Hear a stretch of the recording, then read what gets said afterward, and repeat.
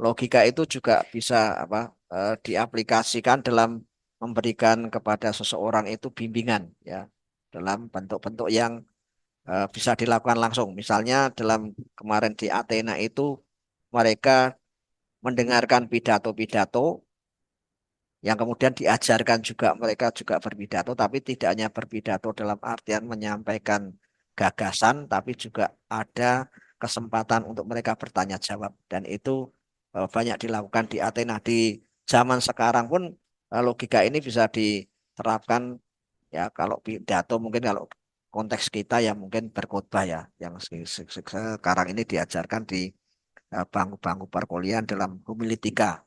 Jadi ketika kita berkhotbah itu juga harus memenuhi hal yang baik, ada ilustrasinya, teks Alkitab harus juga apa tidak lepas dari konteksnya, kemudian dicarikan aplikasi yang relevan dengan kenyataan atau keadaan hari-hari ini. Nah, jadi itu membuat orang menjadi terampil di dalam berkhotbah ya. Kalau dulu istilahnya retorika, kalau kita tarik seperti ini ya pidato, tapi pidato bukan pidato seperti menyampaikan ucapan misalnya ketika ada orang lelayu, bela sungkawa atau orang menikah mengucapkan terima kasih dan sebagainya. Tapi dalam konteks kita sebagai orang-orang yang belajar teologi ya, retorika kita biasanya ke arah khotbah ya menyiapkan khotbah itu kan juga membutuhkan pemikiran tidak seperti tadi yang ditanyakan bagaimana kalau ada hamba Tuhan yang menganggap tidak perlu terlalu mementingkan ilmu pengetahuan atau logika itu salah juga ya tetap ketika kita berretorika ketika kita berkhotbah ya itu mesti disiapkan dengan baik-baik ya. Kalau satu kali memang ketika memang Tuhan menyuruh dia walaupun dia sudah membuat khotbah sudah PPT-nya juga sudah diserahkan gereja itu artinya kan dia sudah siap tapi tiba-tiba eh, tapi tidak terus-terusan loh ya. Kalau sudah terus-terusan itu berarti dia memang tidak siap ya. Tapi kalau sekali waktu memang katakanlah dalam 1 tahun kejadiannya mungkin hanya sekali atau 2 kali itu masih masih bisa kita apa namanya toleran karena itu memang mungkin benar-benar ya benar-benar memang pesan Tuhan harus disampaikan sehingga teks yang sudah dia buat PPT-nya juga sudah siap tidak dipakai tapi dia dapat inspirasi yang baru dari Tuhan itu menurut saya nggak masalah tapi kalau itu dilakukan terus-menerus dan di mana-mana di mana dia dipanggil ke gereja lain juga begitu nah itu harus dipertanyakan apakah dia itu mempersiapkan betul atau tidak dan keterampilannya dalam hal homiletika itu teruji atau tidak itu kan bisa dipertanyakan. Tapi kalau hamba Tuhan yang bertanggung jawab, dia tidak akan lakukan itu terus-menerus. Itu hanya sesekali ketika memang itu benar passion itu diberikan Tuhan pada hari itu ya. Inspirasinya itu muncul hari itu ya sudah. Ya kita nggak bisa tidak bisa menghakimi ya. Nah, kemudian juga kritik sastra. Jadi juga kalau kita belajar tentang teologi kan ada kitab-kitab yang isinya semacam sastra itu. Nah, kita juga bisa menggunakan keterampilan logika untuk memahami itu. Ya, jadi ada bagian-bagian kitab yang puisi, kemudian sejarah dan sebagainya itu kita mesti juga memahaminya bisa digunakan pemahaman dengan logika. Apakah sejarahnya ini tepat kan seringkali kita menemukan juga antara penulis satu dengan penulis yang lain buku itu seringkali ada yang beda sedikit misalnya tahunnya ya abad sekian dan satunya abad katakanlah yang 1516. Nah, kalau kita menghadapi seperti itu harus dicari dulu yang sebenarnya yang betul yang 5 atau yang 6 ya. Itu dicarikan buku pembandingnya sehingga nanti pada akhirnya oh yang ternyata yang betul itu yang abad kelima bukan abad yang keenam gitu. Ya, jadi itu sangat membantu kita di dalam memahami kritik-kritik apapun ya kritik sastra kemudian kalau retorika tadi dalam hal kita menyampaikan sesuatu kepada jemaat berupa khotbah-khotbah itu logika ya mari Pak silakan. Oke, terima kasih Pak. Ini masih berkaitan dengan yang disampaikan oleh Pak Wahyu tadi, tapi itu saya tidak berbicara dalam konteks gereja, di dalam gembala saya. Saya berbicara tentang bagaimana, ada dua pertanyaan saya Pak. Yang pertama, bagaimana di dalam satu gereja ketika ada satu paslon itu kita tahu bahwa paslon itu baik dan dia perjuangkan hak-hak minoritas. Dan seorang gembala sebagai orang gembala karena ketika dia lihat itu orang itu baik dan memperjuangkan hak-hak minoritas, dia memberikan kepada jemaatnya, kita harus pilih itu. Karena dia sudah memperjuangkan hak kita. Apakah itu sudah termasuk dalam politik hitam atau putih? Kenapa? Di dalam ada tanda kutip hak-hak pribadi, hak-hak kita. Itu yang pertama. Yang kedua, bagaimana dengan hamba-hamba Tuhan ketika dia sudah banyak pengikut, banyak orang mengenal dia langsung terjun ke dalam dunia politik? Jadi kalau mempertahankan hak minoritas ya, itu tidak hanya di gereja, di mana saja itu bisa kita lakukan. Kalau di gereja kan itu termasuk panggilan kenabian kita untuk membela kelompok-kelompok yang minoritas ya. Jadi kita pun minoritas, kita juga seringkali dibela kelompok-kelompok lain. Nah, kalau kita memperjuangkan minoritas di dalam kejemaatan kita ataupun rekan hamba Tuhan kita, sepanjang yang kita perjuangkan itu betul, ya tidak masalah. Itu bukan bukan apa namanya, bukan politik, tapi itu memang rasa kebersamaan kita ya terhadap sesama hamba Tuhan atau kepada jemaat kita, itu sudah tanggung jawab ya. Jadi bukan tidak masuk ranah politik, karena itu kan memang perjuangan kita sebagai hamba Tuhan, salah satunya ya keadilan ya. Yang kedua, tentang apa namanya pertanyaannya, yang kedua. Oh ya, ya, ya, ya, ya. Ya kalau kalau itu harus seperti yang saya katakan kemarin, harus milih, Pak. Harus memilih. Ya. Tergantung itu aturannya di gereja, tapi harus milih. Tidak bisa dia kemudian dia kalau jadi, kalau nggak jadi dia balik lagi gimana? Nah, kalau dulu di sinode saya masih diizinkan yang tata gereja lama. Itu masih diizinkan dengan ambil cuti. Ambil cuti. Ambil cuti pun itu ketika dia maju dan tidak jadi balik lagi oke. Tapi kalau jadi dia cuti 5 tahun. Tapi sekarang oleh pemimpin kami yang baru tidak. Dia harus buat pilihan. Ya, jangan sampai istilahnya marwahnya jadi hamba Tuhan itu kemudian digadaikan atau dia menurunkan panggilan Tuhan itu. Kalau dia mau berjuang di dunia politik nggak apa-apa, tapi langsung tinggalkan. Artinya langsung mengundurkan diri. Tidak cuti lagi. Kalau dulu cuti, Pak. Di tempat kami dulu cuti. Begitu maju, dia langsung buat surat cuti. Kalau tidak jadi, katakanlah setelah masa itu balik. Tapi kalau dia jadi, ya cuti 5 tahun. Dia tidak boleh sama sekali khotbah, tidak boleh apa ngurusi gereja lagi. Tapi dengan kepemimpinan yang baru kemarin diputuskan, dia menganulir. Tidak boleh lagi sekarang cuti, tapi harus mengajukan pengunduran diri permanen. Ya, ya, jadi mau dalam 3 bulan dia tidak jadi ya sudah. Berarti untuk selamanya dia sudah mengundurkan diri. Tapi kalau dia jadi ya memang mengundurkan diri untuk selamanya juga. Tapi dia bisa menikmati masa 5 tahun dia jadi. Ya, jadi kalau kalau tidak ada aturan seperti itu memang main-main Pak. Apalagi dia sudah mungkin punya popularitas gitu ya. Ya, tapi popularitas juga tidak menjamin kalau popularitasnya mungkin hanya di dalam gerejanya saja atau di lingkungan tertentu, misalnya dia nyalon jadi wali kota. Tapi kalau popularitasnya hanya tidak di kota itu, tapi hanya beberapa gereja yang sudah suka mengundang dia, itu belum tentu juga jadi. Ya, makanya daripada eh, pada spekulasi, makanya diminta suruh mundur, tidak cuti. Ya, maksudnya kalau tidak kan juga selain itu juga tentang keutuhan jemaat. Ya, walaupun dia terkenal, jemaatnya itu belum 100% juga ketika dia terjun politik setuju loh. Ya, karena kan pengen pendetanya ini saya tetap pengen Bapak menggembalakan di sini, tidak terjun ke politik. Nah, kalau sudah seperti itu, kalau dia nekat pasti tidak akan dipilih juga dengan jemaatnya yang masih menginginkan dia, malah antipati nanti jadinya. Ya, malah Bapak sekarang suka urusan politik, kalau mau balik lagi malah sulit. Ya, jadi,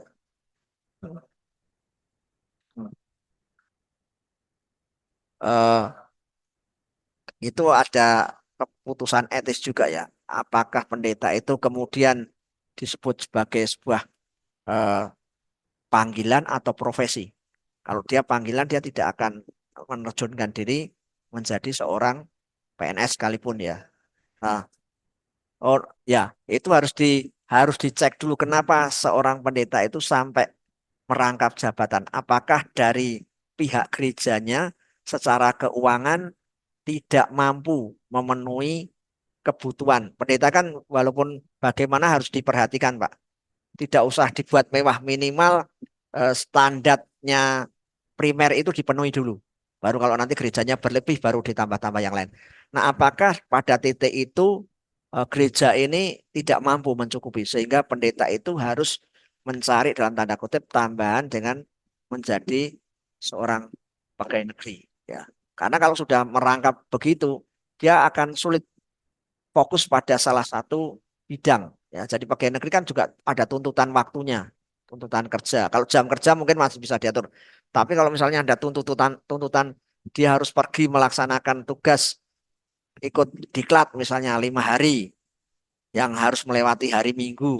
Nah, dia kan harus meninggalkan jemaat. Nah, itu dia kalau tidak punya tenaga atau tidak punya majelis yang bisa menggantikan dia, itu akan menjadi persoalan di jemaatnya. Jadi harus dilihat dulu Pak penyebabnya dan juga kemudian harus dipikirkan efeknya ketika dia merangkap jabatan. Kalau gerejanya apa namanya tidak belum apa dalam tanda tidak ya, bukan tidak tapi belum bisa memenuhi, mungkin alternatif itu masih bisa ditolerir ya Pak.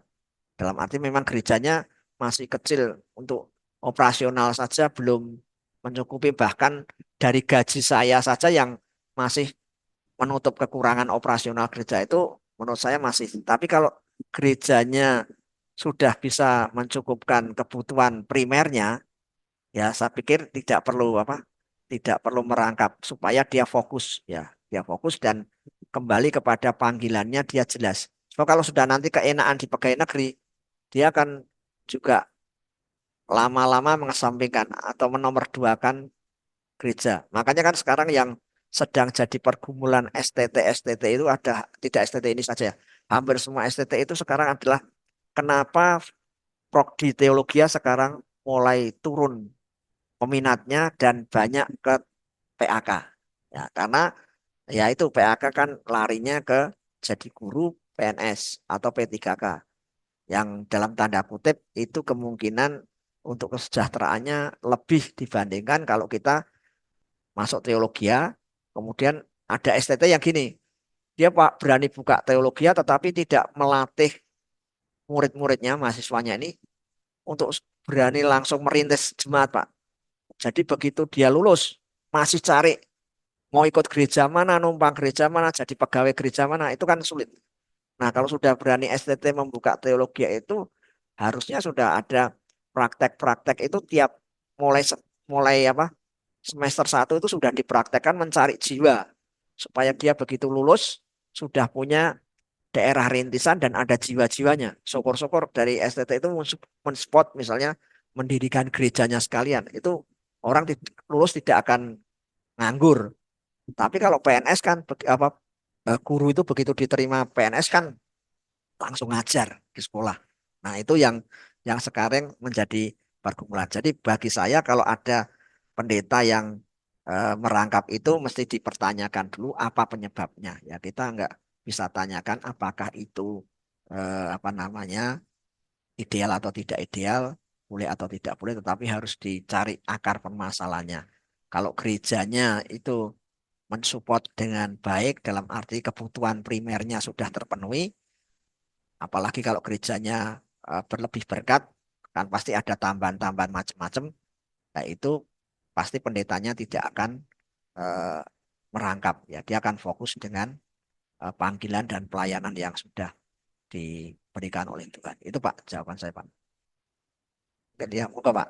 Ya, saya hanya mau menyikapi sedikit masalah Ya, pertanyaan dan jawaban. Memang di dalam lapangan kita menemukan bahwa di daerah kita ini aja khususnya di Ungaran dan sekitaran ya, Barawa ini kita masih di sekolah-sekolah SD betul. itu negeri ya, Ya, itu sangat kekurangan guru ya, agama. ya, Dan di dekat rumah kami tempat saya tinggal di daerah Samban aja itu 2 SD guru agamanya itu yang mengajar ya karena dia Kristen, guru itu ya kamu ngajar. Jadi ya, bukan basicnya. ya. Nah, kalau dilihat di keluar dari daerah kita ini dan saya bawa ke Kalimantan, di daerah-daerah pelosok itu guru kurang. Ya. Sehingga gembala pendeta itu bahkan istrinya aja Ya. sekalipun itu SMP, tamat SMP dia ngajar, Pak. Ya, ya. Nah, jadi memang yang Bapak bilang tadi itu kita harus Betul. melihat akar masalahnya Betul. dulu. Jadi kita tidak bisa, oh kamu gembala, Ya. nggak boleh ngajar. Ya. Nah, sementara di tempat kita juga ada juga gembala full time, tapi dia karena dibutuh tenaganya untuk mengajar dalam ISTT, diizinkan. Ya. Ya, tapi dia tidak bisa menjadi dosen Ya. tetap. Ya. Dia hanya mengajar, mengampu beberapa mata kuliah. Nah, Ya. artinya memang gembala juga ketika dia mengajar, ya dia akan minta izin dengan sinode juga, Ya. dan Ya. sekolah itu minta izin dengan Ya. sinode juga.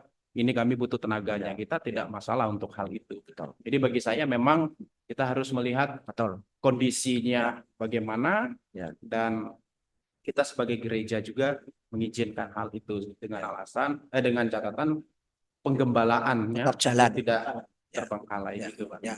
Ya, terima kasih Pak. Ya. Jadi ini satu kasus yang berbeda situasinya ya. Kalau tadi kan PNS dalam artian tidak disebutkan langsung guru atau pengajar, tapi mungkin PNS secara umum. Kalau guru memang di mana-mana sedang krisis guru ya, khususnya guru agama itu di mana-mana. Di kami pun di Salatiga juga mengalami seperti itu ya. Tetapi kami sudah mensiasati dan ini akan mungkin dijadikan contoh bagi beberapa tempat. Jadi di tempat kami itu ada 22 SD yang waktu itu kosong guru agama ya. Karena ada dua masalah. Satu, tidak tahu apakah itu memang sengaja dikosongkan karena banyak guru-guru sudah pensiun. Kalau ditanya selalu tidak ada formasi. Kedua, tidak ada dana.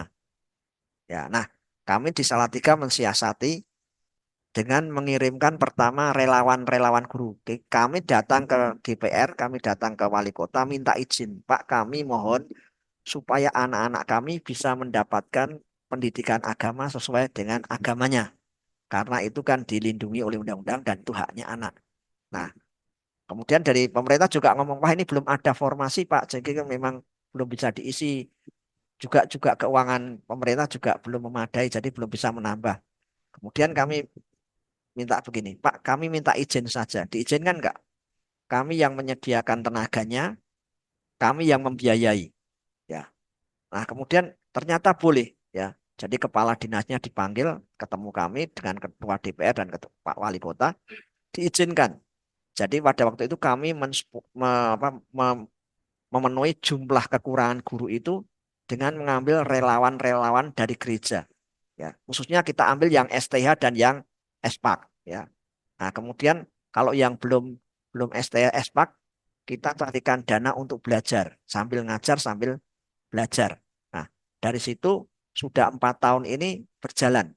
Jadi kami ambilkan itu pertama minta kepada gereja-gereja, ada yang gereja diminta tenaga plus uangnya, atau hanya bisa menyediakan uangnya, tenaganya nggak bisa, atau sebaliknya bisa tenaganya, uangnya nggak bisa. Nah, pertama yang kita berikan kepada guru itu 500.000 per bulan. Ya, jadi mereka ngajar. Ya. Nah, kemudian kita cari peluang lagi. Ya. Cari peluang lagi dengan sebuah lembaga internasional ya, CBN. Ya, CBN. Kita minta dukungan. Diberi lagi, masing-masing ditambah 500 per guru. Ya. Kemudian kita ajukan ke DPR supaya itu dimasukkan ke APBD. Ternyata bisa. Sekarang guru-guru relawan itu rata-rata sudah dapat ditambah intensif dari Pemda ya 1,9 Pak. Jadi dari gereja 500, dari CPN 500, kemudian eh, dari DPR yang itu dana aspirasinya itu 500, baru intensif dari pemerintah 400 ya. Jadi 22 sekolah sekarang sudah terpenuhi dan kemarin itu ada yang lolos mengikuti P3K, ada 6 orang ya, jadi 6 orang itu bisa masuk P3K ya. Jadi ini nanti ke depan juga yang S1 teologi ya belum, yang S1 PAK bisa. Makanya ini yang mereka yang masih ngajar masih STH kita kasih beasiswa untuk apa mengikuti persamaan tuh ya, apa persamaan atau penyetaraan ke PAK supaya juga nanti bisa jadi kalau sudah jadi P3K mereka tidak dapat lagi yang dananya itu dibagikan kepada yang supaya apa keuangannya juga naik. Jadi karena sudah mereka dapat P3K kan tinggi, sudah termasuk golongan 3A. 3A itu kan lebih dari 3 jutaan lebih ya, atau lebih sedikit. Nah, jadi sisanya uang yang 6 itu ditarik, dikelola, dibagikan dengan sisanya itu. Ya, nanti kalau ada lagi yang kerekrut P3K ya bisa dibagikan atau kalau tidak untuk nyekolahkan tadi yang apa, yang dari belum S1 teologi ataupun yang teologi untuk ke PAK tadi. Jadi seperti itu dan sekarang sudah tertutup kebutuhannya itu. Nah, itu salah satu upaya kita di dalam menangani masalah itu ya. Itu hanya apa? Hanya sebagai apa? Wawasan saja. Jadi kita akan lanjut. Nah, sekarang menurut Auguste Comte ya membagi posisi eh, ilmu pengetahuan itu dalam dua bagian ya. Pertama ilmu pengetahuan positif yaitu logika atau matematika murni dan ilmu pengetahuan empiris ya terdiri astronomi, fisika. Nah, ini hanya sebenarnya hanya pembagian-pembagian saja yang eh, perlu kita tahu. Kemudian ada filsafat, filsafat itu meliputi metafisika dan filsafat ilmu. Jadi ini hanya pembagian yang dilakukan oleh Auguste Comte ya.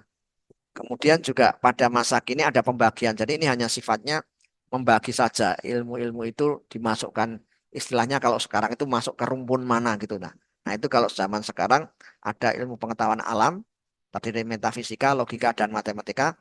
Kemudian ilmu pengetahuan alam, natural science, terdiri dari fisika, kimia, biologi, geologi, dan lain-lain. Dan ilmu pengetahuan humanis, ya, psikologi, antropologi, ya, fisiologi, dan lain sebagainya.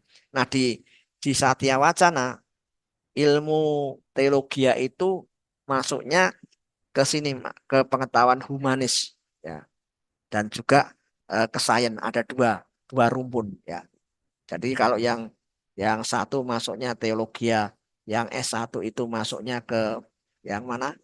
Yang ke sains, yang S2 dan S3 itu humanis ya. Makanya dan di Satya Wacana itu S1 teol ya. Jadi tidak S4 atau STH tapi S1 teol ya. Ya, saya waktu itu SSI tapi dalamnya ada tulisannya teol. Saya waktu itu, loh, ini kok kamu ada teolnya apa? Oh, teol itu kalau istilah Jawanya kan kayak apa? Kesel gitu. Kamu kan ya, apa namanya? Teol banget ya. Belajarmu ya, saya bilang gitu. Lah kok bisa? Lah ini SSI teol saya bilang gitu. Oh enggak. Ini, kalau S2-nya MAG, Pak. Magister Agama. Doktornya juga doktor agama ya jadi Pak Sony kemarin kan Pak Sony Saloku itu dosen apa STBI itu dokternya dari Satya Wacana ya dokter agama ya jadi istilahnya mereka memakai istilah yang seperti dianut oleh Dikti ya kalau kita kan masih ikut di Kementerian Agama ya STH, MTH, DTH ya seperti itu jadi Satya Wacana maunya masuknya ke Dikti langsung. Dia tidak mau di bawah Kementerian Agama ya karena dianggap Dikti lebih apa? Lebih tinggi, grade-nya lebih tinggi karena memang persyaratannya lebih sulit ya. Jadi kalau kita ikut akreditasi di Dikti dengan akreditasi di Kemenak itu jauh sekali, jauh sekali. Ya, komponennya sama tapi penilaiannya jauh sekali. Ya, jadi makanya eh, apa sekolah-sekolah teologi itu masih lumayan apa ringan walaupun sekarang sudah mulai ditata lagi juga tidak bisa seenaknya tapi kalau dibandingkan dengan dikti masih tetap jauh ya tetap jauh. Kemudian kegunaan logika ya. Nah, jadi kegunaan logika itu ada beberapa hal. Yang pertama membantu setiap orang yang belajar logika untuk berpikir secara rasional, kritis, lurus, tertib, metodis, dan koheren. Jadi itu beberapa prasyarat kalau kita mau berpikir secara logik, secara masuk akal, secara nalar itu mesti berpikir secara rasional. Ya, kemudian secara kritis, kritis itu tidak langsung setiap pendapat orang itu diterima mentah-mentah. Dia boleh memberikan masukan, bahkan boleh tidak setuju, ya, boleh tidak setuju. Jadi di bangku kuliah manapun sebenarnya ada namanya kebebasan akademis, ya, atau mimbar akademis itu bebas. Jadi orang mengemukakan apa saja silahkan, ya, ya ya asal tidak menyerang pribadi. Sebenarnya seperti itu kuncinya. Ya, jadi orang itu boleh tidak berbeda pendapat dengan pengajarnya, boleh, ya, sepanjang perbedaannya itu didukung dengan argumen, ya. Jangan asal pokoknya. Kalau sudah pokoknya itu bukan akademis, ya. Ya, kalau sudah saya maunya seperti ini, kalau enggak mau ya sudah lah, itu sudah enggak akademis, ya. Tapi kalau dia enggak setuju, tapi dia bisa berargumentasi, ya enggak masalah. Ya, itu diakui, ya. Ya. Maka sekarang di universitas dan juga di sekolah-sekolah termasuk teologi kan sekarang sudah merdeka belajar, ya. Merdeka belajar itu mahasiswa tidak dipaksa membuat skripsi. Ya, boleh membuat eh, jurnal boleh. Bahkan di Satya Wacana itu ada namanya talents. Talents itu dia bisa mengadakan sesuatu hal yang bisa dinilai. Misalnya jurusan musik, ya, itu tidak buat jurnal, tidak buat skripsi, tapi dia buat konser. Nanti konsernya itu dinilai. Nah, sudah lulus dia. Asal dosennya menilai konsernya itu bukan karena oh konser dia bagi-bagi karcis sehingga nanti yang datang rame, tidak, tapi hasil apa eh, geografinya, kemudian penampilannya itu memenuhi keilmuan musik, dicek oleh dosen-dosen musik kan tahu, ya, lagunya, liriknya, kemudian aransemennya, eh, ketika menyampaikannya apakah harmonis dan sebagainya itu dinilai, ya, sehingga tidak harus, ya, sekarang di kampus Merdeka itu namanya eh, harus skripsi, ya. Dan skripsi di Satya Wacana pun tidak harus jumlahnya tebel-tebel. Anak saya kemarin terakhir lulus S1 ekonomi, dia hanya kalau tidak salah 20 atau 30 lembar. Ya. Jadi kalau di STT itu baru pendahuluan itu, ya.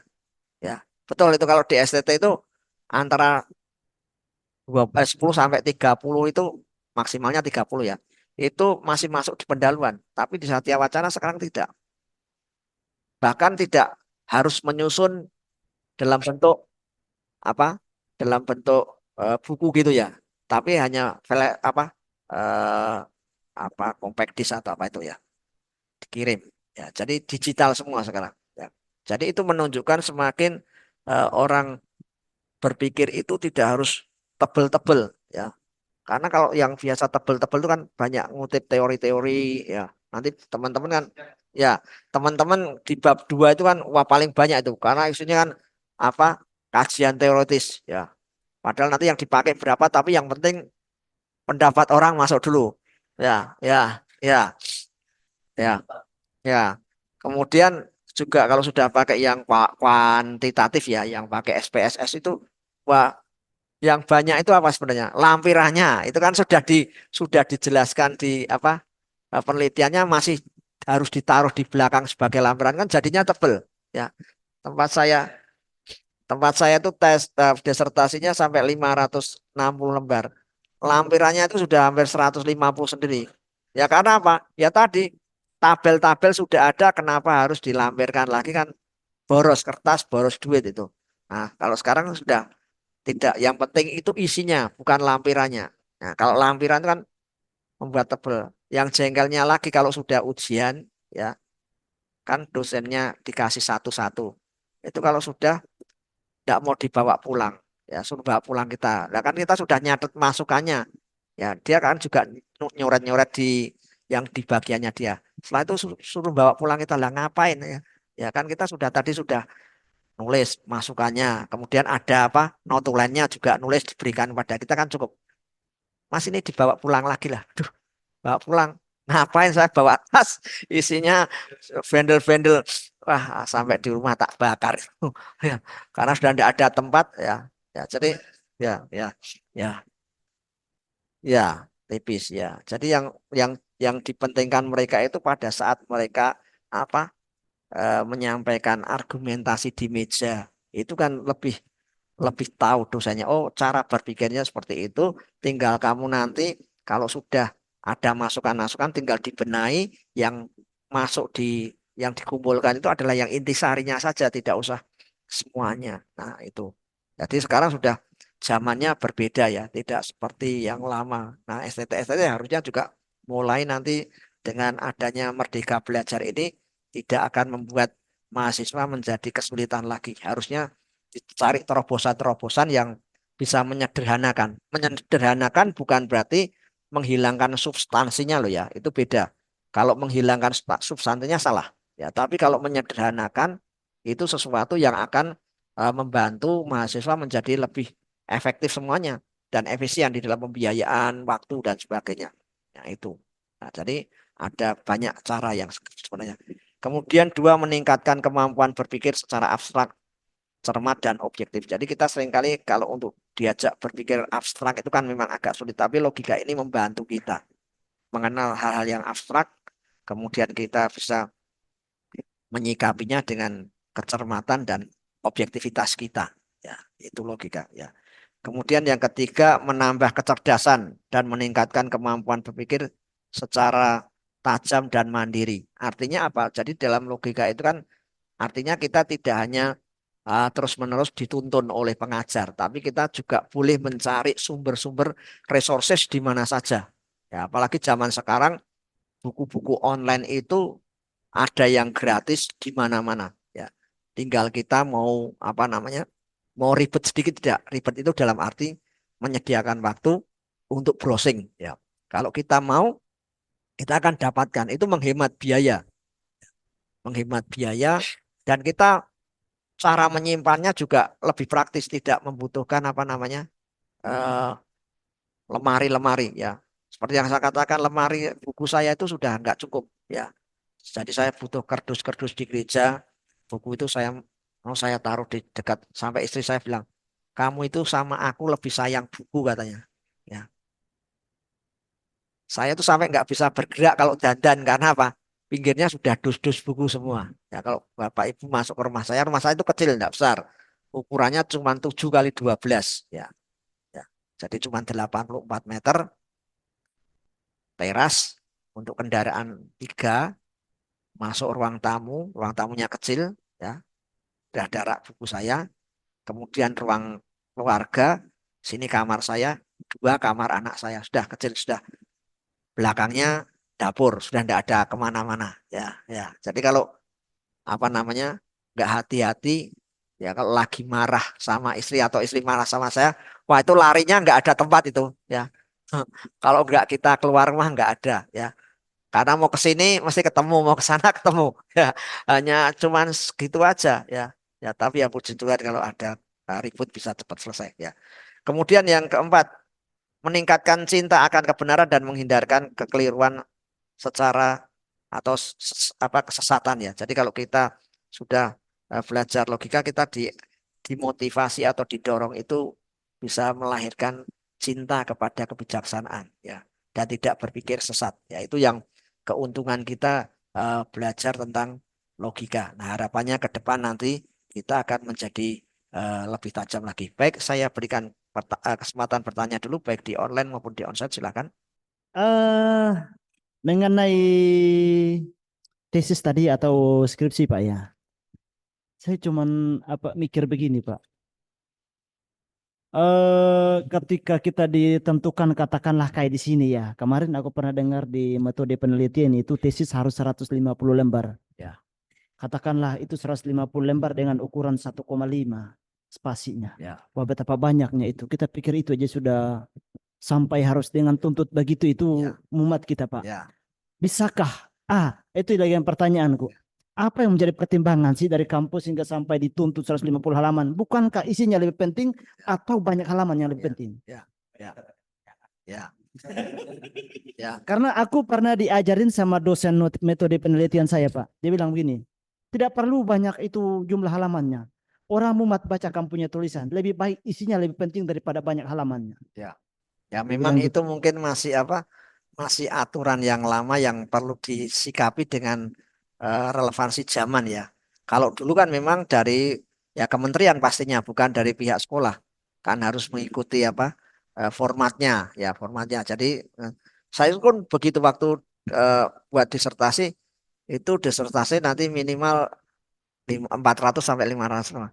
Saya begitu begitu diterima judulnya saya langsung pulang, enggak buat 1 minggu loh, betul. Saya cuma denger-denger karena kan waktu itu ketika majukan judul itu sudah ditanya jumlah bukunya minimal 60 buku. Ya, itu buku baru judulnya. Ya, tapi ya, tapi saya bersyukur saya bisa waktu itu saya collab ya buku dan jurnal macam-macam. Saya total bisa 125 ya. Tapi begitu saya dengar itu langsung pulang saya cuma dengar-dengar. Saya bilang, "Pak, ayo dikerjakan." Waktu istri saya, nanti dulu aku baru pusing ini. Karena bisa enggak menyelesaikan 500 itu. Ternyata setelah tak kerjakan, Pak, itu yang membuat tadi tebel itu. Itu salah satunya lampirannya, Pak. Ya, jadi misalnya angket ya. Angket itu juga harus dilampirkan. Dulu saya pernah loh bawa waktu S2. Kalau di S3-nya tidak ditanyakan. Di S2-nya dosen pengujinya bilang, pokoknya saya minta untuk membuktikan kebenaran formalnya, kamu harus menunjukkan bukti angketnya. Saya bawa 2 dus Supermi loh, tak taruh di atas meja. Ya. Kemudian betul tapi betul dosennya itu konsekuen ya. Diambil acak. Misalnya kan sudah tak kasih nomor 1 siapa, karena tidak boleh ada nama nomor. Diambil setengah, coba dites, benar enggak apa yang jawabannya kuesioner apa responden nomor 50 jawabannya ini. Saya suruh bacakan nomor 1 milih misalnya angka 5, nomor 2 angka 4, dicocokkan sama dia. Begitu betul oke. Diambil lagi, pokoknya ngambil sampai 3 atau 5 sampel. Coba responden nomor sekian. Nah, betul. Jadi dia pengen membuktikan bahwa apa namanya antara yang responden ini dengan yang saya itu sama. Ya. Nah, ada yang model begitu, Pak. Tapi yang kemarin S2 tidak perlu dilampirkan, tidak perlu dibawa ke tempat, tapi harus dilampirkan. Nah, itu juga yang membuat tebel, ya, membuat tebel. Jadi tebalnya itu sebenarnya bukan murni isinya, tapi lebih banyak kepada lampiran-lampirannya itu, ya, lampiran itu. Kan itu lampiran saja sudah 150, berarti kan pemikiran saya paling ya 200-an lah, 200-an pun itu sebenarnya kan yang bukan pemikiran saya bab 2-nya. Bab 2-nya itu kan hanya kutipan-kutipan dari buku pendapat siapa itu kan yang menyebabkan itu pasti bisa, Pak. Ya, pemikiran saya paling ada di bab 1, bab 3 dan bab 5 saja, ya. Ya, bab 2-nya itu kan hanya ngutip-ngutip pendapat-pendapat saja, teori-teori, teoritis toh, ya. Kemudian misalnya kalau kita kita kan yang kuantitatif tapi yang kualitatif ya kita banyak nanti pasti parsingnya harus ada, kemudian terjemahan dari bahasa ini itu kan itu paling kan ya juga banyak ngutip-ngutip itu di buku-buku. Tapi yang isinya biasanya bab 1 itu kan pikiran kita karena kita harus menjelaskan alasan pemilihan pemilihan judul, kemudian fenomenanya apa, kemudian hipotesis sementara apa dan seterusnya itu kan yang pertama itu yang memang kita berpikir betul. Tapi yang selebihnya kan banyak dibantu mengutip buku seperti itu. Tapi yang sulit memang harus membuat parafrasenya itu, Pak. Karena itu juga nanti dicek di Turnitin ya. Kemarin di tempat kami masih masih boleh sampai dengan 30. Nah, tempat saya dicek itu 19 anunya.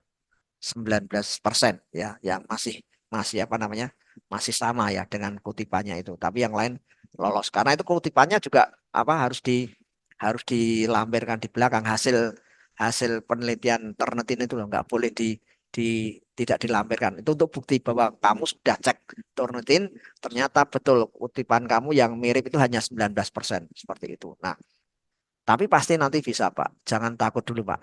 Itu kan hanya bayang-bayang, tapi setelah dijalani nanti pasti bisa.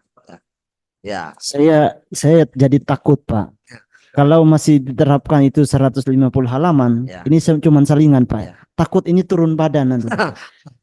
Turun beratnya gitu, Bang. ya, ya. Kalau kalau turun badan itu relatif ya, Pak. Ya, Mungkin dari saya, kalau kita lihat pendidikan di Indonesia ini memang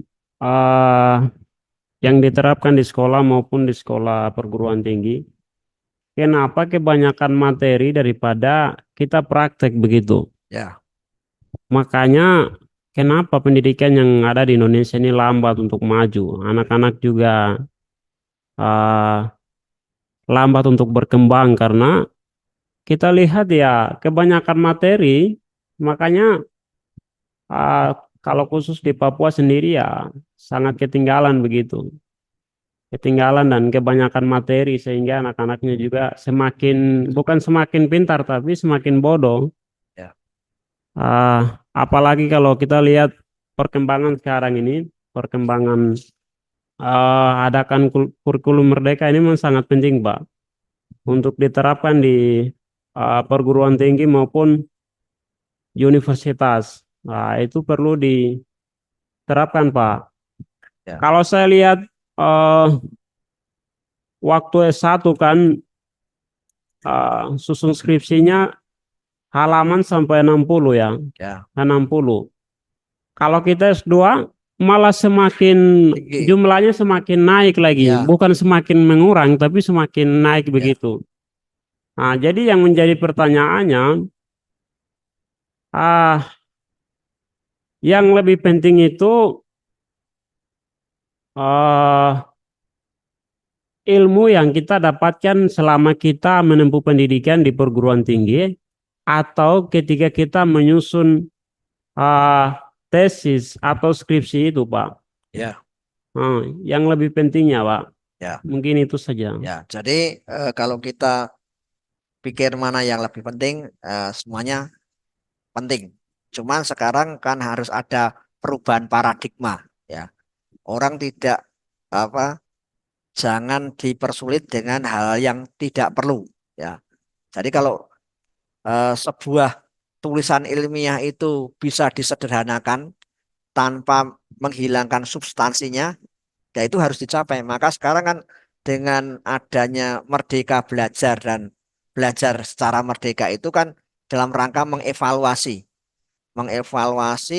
metode-metode belajar yang sudah tidak relevan, yang membebani orang saja. Ya, nah sekarang memang dunia kita ini kan lebih mencari tenaga-tenaga yang profesional, yang juga memiliki keahlian dibandingkan menguasai konsep-konsep dan teoritis. Ya, jadi lebih mencari tenaga-tenaga kerja yang bisa langsung aplikatif bekerja. Ya, tidak hanya pinter ngomong konsep-konsep, tapi dalam kenyataan menghadapi persoalan yang harus dipecahkan tidak bisa. Maka sekarang ini sudah mulai, mulai di apa?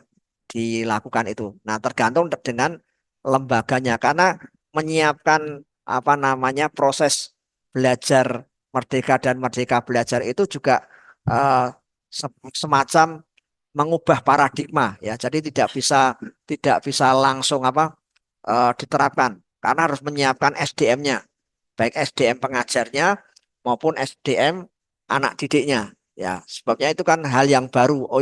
Oh, kita sudah terlanjur di pikiran kita sejak kelas 0 sampai dengan SMA, bahkan sudah S1, S2, S3, tiba-tiba sekarang sistemnya belajar dirubah, ya. Contohnya aja ketika kita dalam situasi COVID kemarin, belajar yang biasanya tatap muka sudah nyaman, dengan adanya online begini, mungkin maaf ya, kalau untuk mahasiswa-mahasiswa yang mungkin eh, semangat belajarnya tidak tinggi dan ingin enaknya, mungkin bisa saja apa online ditinggal tidur, yang lelah kan cuma dosennya. Loh, bukan tidak mungkin loh.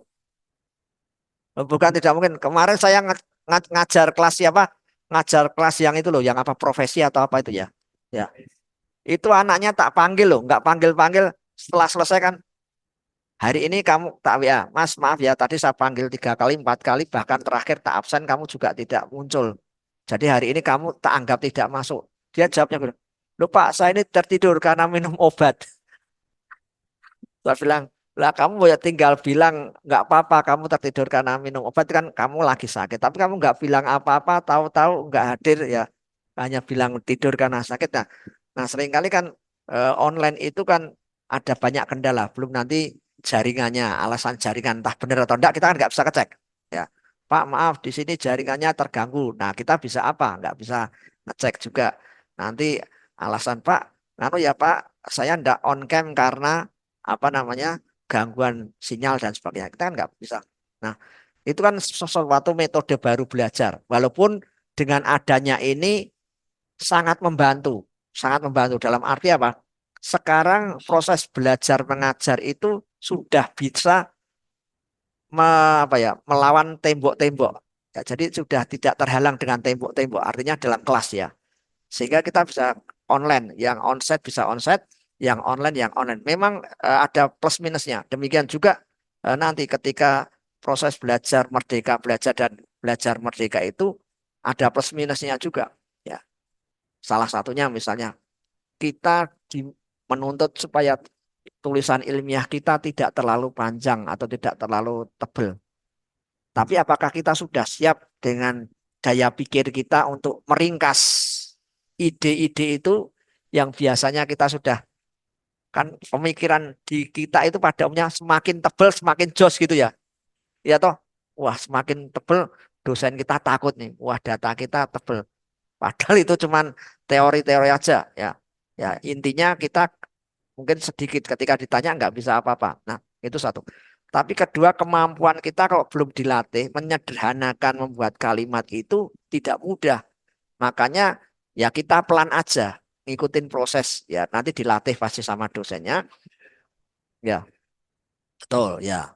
Ya jadi kita mesti perlahan tapi pasti mengubah paradigma dulu. Yang dulu paradigmanya kalau tebel pasti jos, sekarang yang diajarkan adalah yang penting bagaimana kita bisa menyampaikan isi-isi kita secara akurat dalam jumlah yang relatif sedikit. Ya. Nah, kalau kita sudah mampu itu, wah kita cepat sekali mengikuti pergerakan kebijakan yang baru apa Merdeka Belajar dan Kampus Merdeka ini. Itu bisa ya. Jadi nanti pelan-pelan Mas, itu pasti ke sana ya. Tapi sementara dosen dan peserta didik juga sedang sama-sama mempersiapkan ya. Dosen aja belum belum semuanya bisa mengikuti gerakan dari Merdeka Belajar ini karena juga ternyata rumit juga ya. Tidak semudah yang kita bayangkan. Taunya Merdeka Belajar itu dulu merdeka sebebas-bebasnya. Wah, bisa belajar di halaman sambil di rumput begitu. Kalau itu sejak dulu bisa ya. Tapi bukan itu maksudnya. Oh, kalau di kelas jenuh bisa belajar nanti di belakang ada tanah lapang sambil udaranya sejuk dan sebagainya. Pikirannya dulu orang merdeka belajar itu seperti itu tidak terikat dengan ruang. Tapi ternyata bukan itu konsepnya, ya. Tapi bagaimana tadi salah satunya uh, literasinya semakin kuat, kemudian juga keahlian mahasiswa dan dosen juga semakin meningkat sehingga nanti ketika lulus itu sudah siap memasuki lapangan pekerjaan walaupun persaingannya tetap ketat ya. Kita nggak bisa mencegah persaingan itu. Buktinya saja misalnya kalau di STT ini mungkin jumlahnya kecil ya. Tapi kalau Satya Wacana sekali meloloskan, meluluskan itu 1.500. Ya, padahal dulu hanya sekali, 1 tahun sekali. Zaman saya sudah setahun 2 kali. Zaman anak saya sekarang setahun 4 kali. Berarti kalau 4 kali kali 1.500 Satya Wacana itu per tahun mengeluarkan 6.000 mahasiswa. Nah, apakah 6.000 ini semuanya dalam persaingan itu bisa lolos semua? Belum tentu. Nah, maka kan yang sekarang di paradigma diubahkan adalah supaya mahasiswa ini literasinya kuat, keterampilannya juga mendukung. Sehingga nanti ketika diadu di dunia kerja dengan universitas yang lain, ini bisa banyak terserap. Ya, ya kan sekarang banyak mahasiswa juga nganggur itu banyak. Ya, banyak mahasiswa nganggur itu banyak. Ya, makanya kan itu menjadi pergumulan sendiri. Ya, menjadi pergumulan sendiri. Baik, kita akan lanjutkan. Kita akan lanjutkan ya.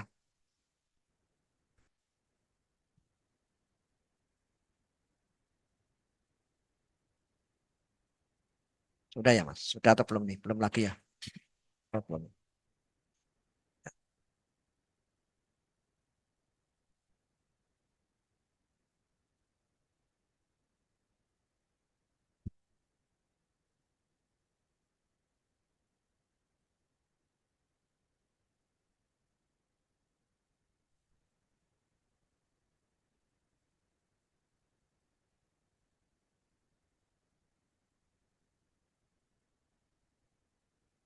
Ya, sekarang kita akan coba melihat relevansi ya.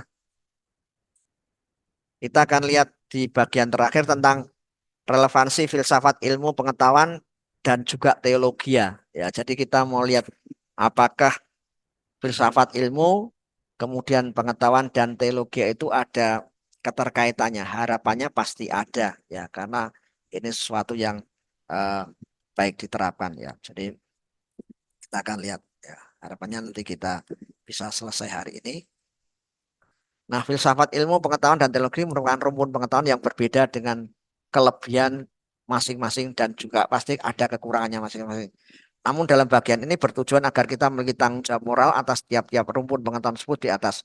Misalnya ketika kita belajar filsafat, maka tanggung jawab kita adalah untuk mendapatkan kebenaran yang sesuai dengan kaidah-kaidah ilmu filsafat. Demikian juga ketika kita belajar ilmu pengetahuan dan teologi.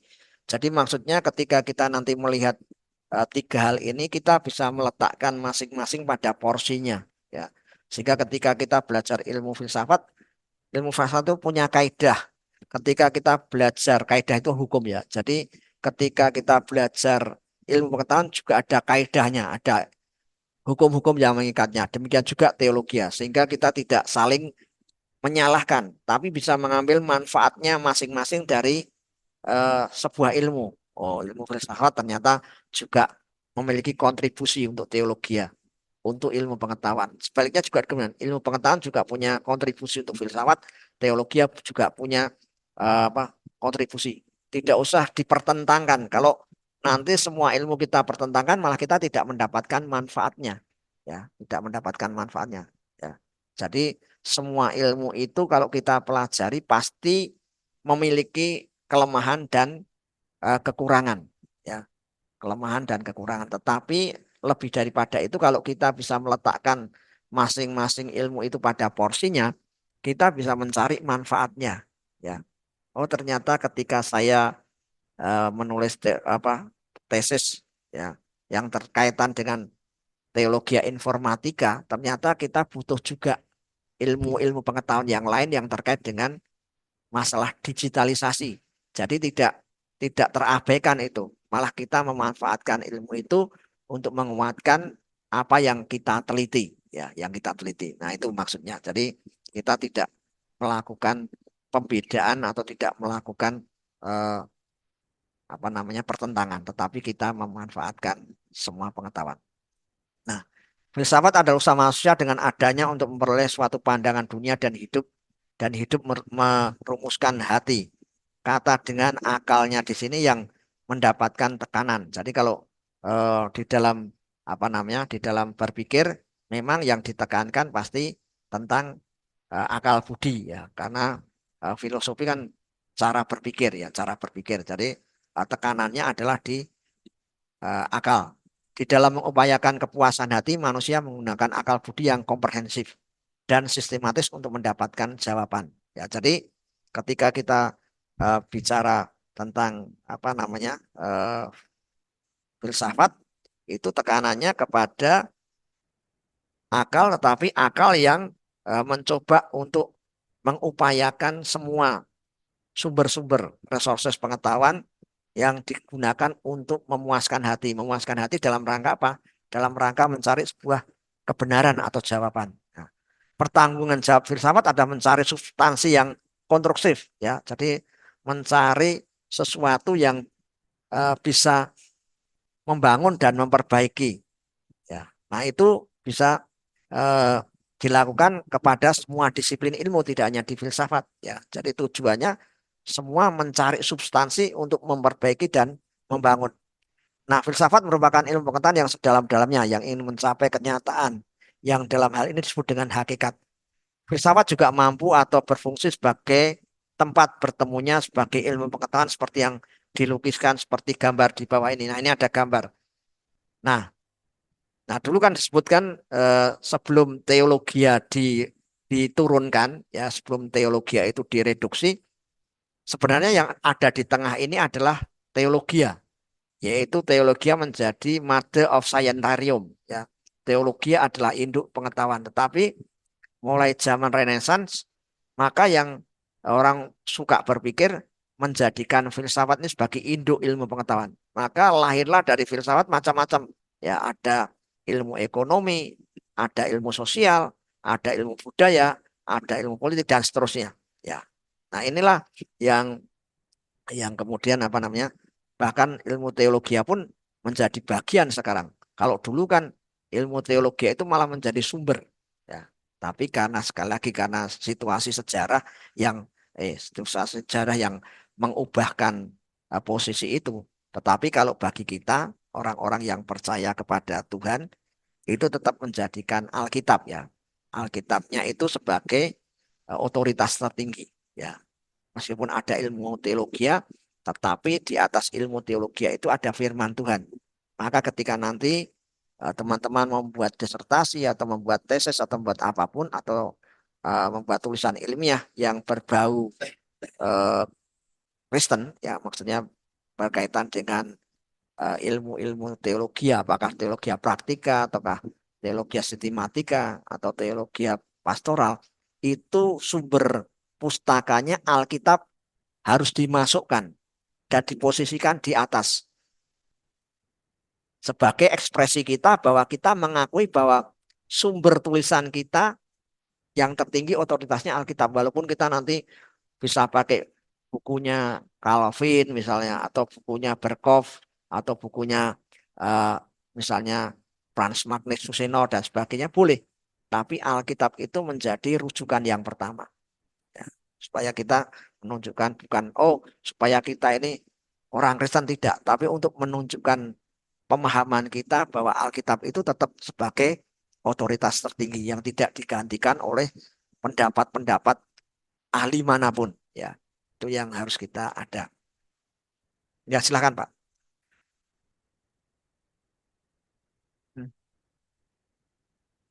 Zaman Renaissance Pak. Itu tahun kalau nggak salah 1500-an ya Pak. Jadi masa itu ya abad pertengahan itu ketika abad pencerahan itu loh Pak. Jadi ketika setelah revolusi industri kan kemudian ilmu pengetahuan itu diagung-agungkan. Nah, di situ kemudian teologi digeser yang menjadi karena orang kemudian mengatakan aku ada karena aku berpikir. Ya, kalau dulu kan Allah ada maka saya ada. Tapi setelah itu kan berganti dengan istilah saya berpikir maka saya ada. Nah, disitulah keagungan akal budi manusia ditonjolkan. Sehingga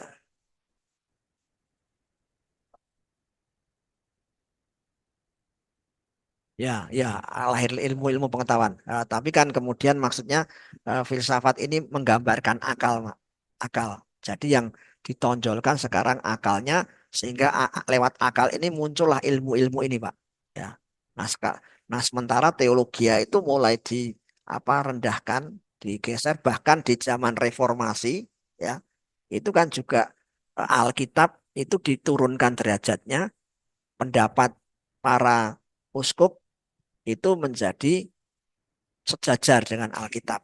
Nah, maka timbul reformasi yang dilakukan oleh Martin Luther dan teman-teman menghasilkan Trisola itu ya. Nah.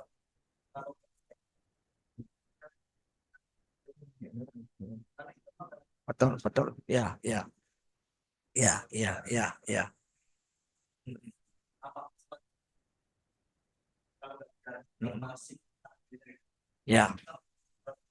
baik ya Pak.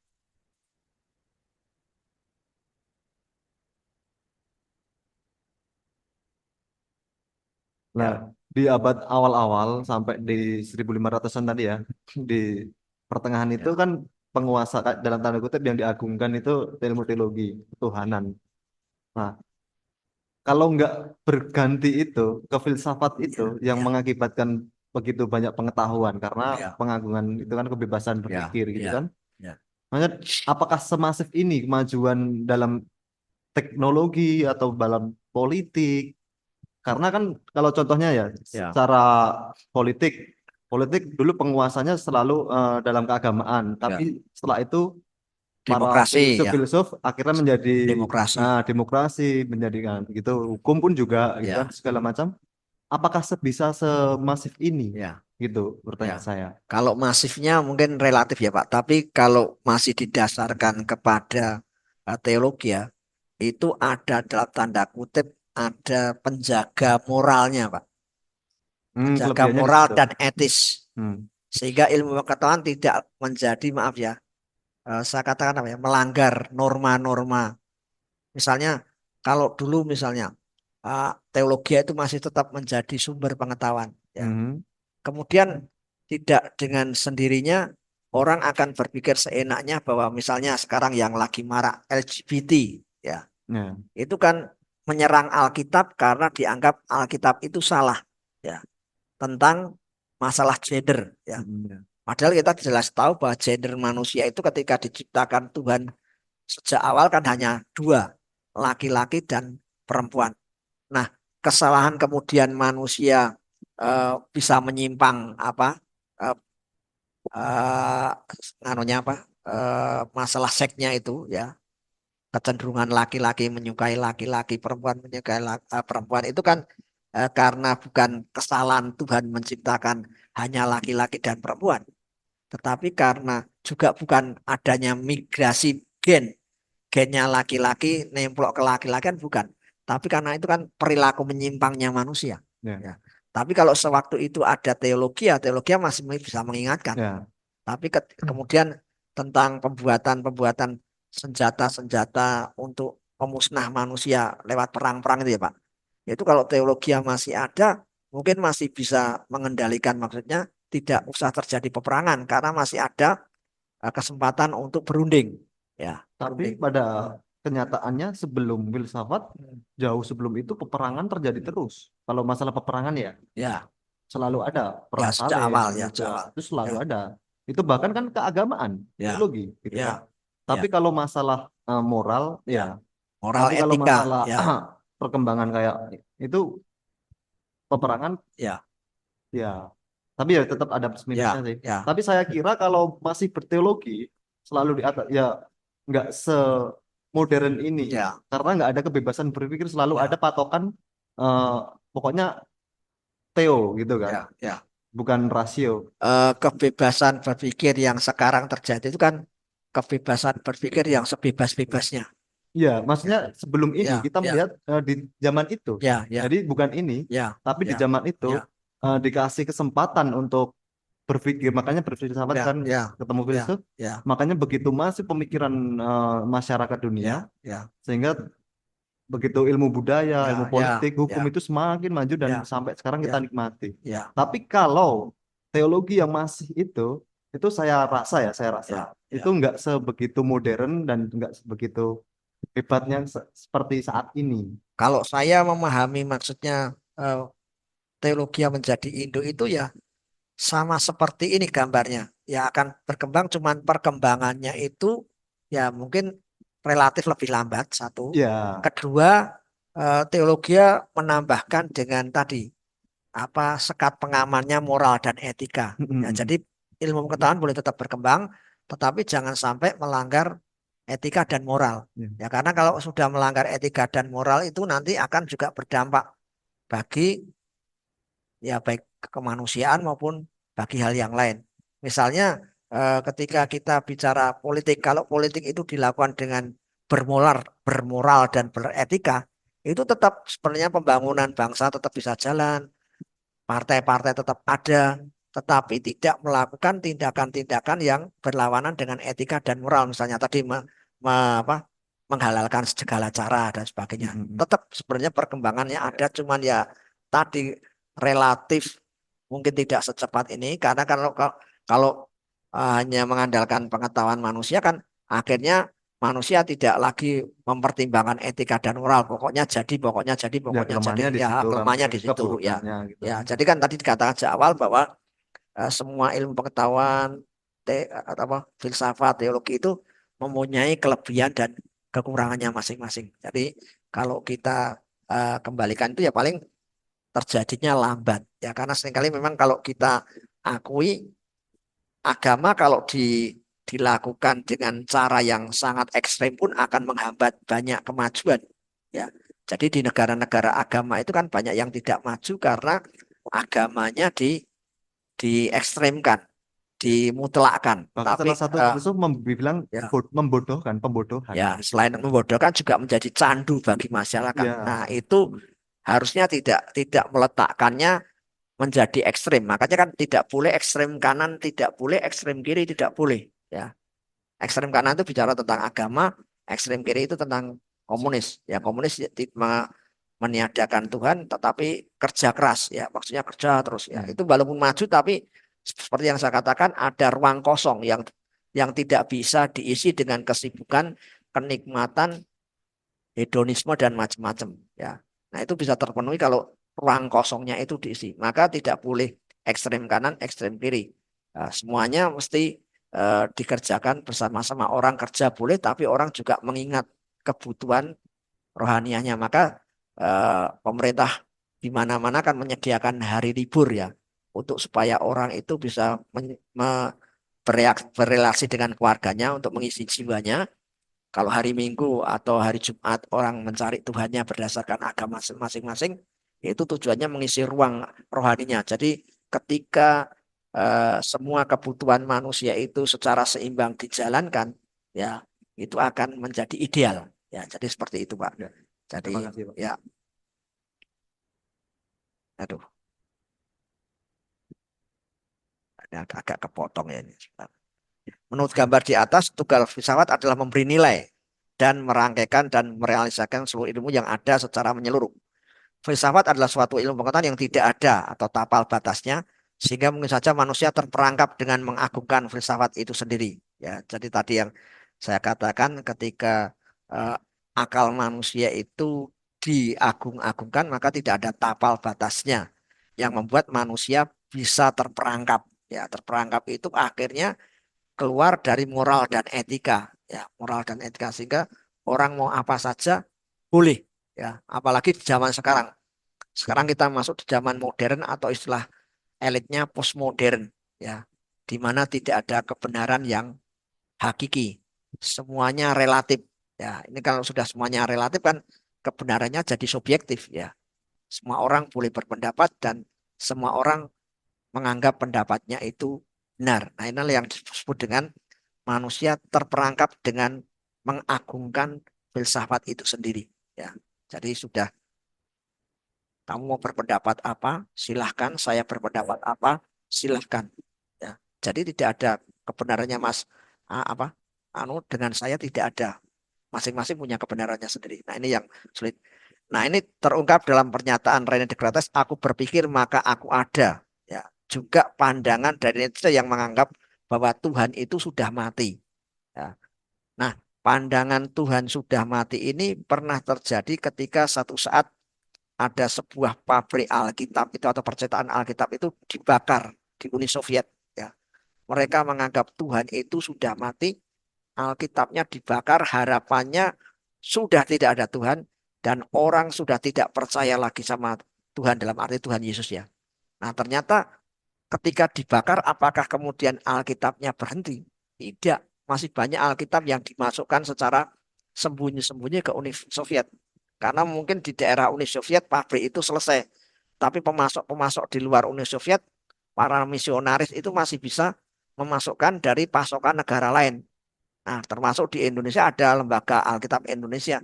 Itu tiap tahun selalu oplahnya bertambah dan dikatakan salah satu buku yang terjual dan juga buku yang paling banyak dicari orang itu Alkitab. Ya, dari jumlah eksemplarnya maupun jumlah kalau diuangkan ya. Jadi Nietzsche yang berpikir Tuhan sudah mati itu tidak bisa terwujud ya. Nah, demikian juga pemikiran René Descartes aku berpikir maka aku ada itu juga pemikiran yang apa namanya bagi pada umumnya juga tidak ditanggapi dengan sebuah kebenaran ya.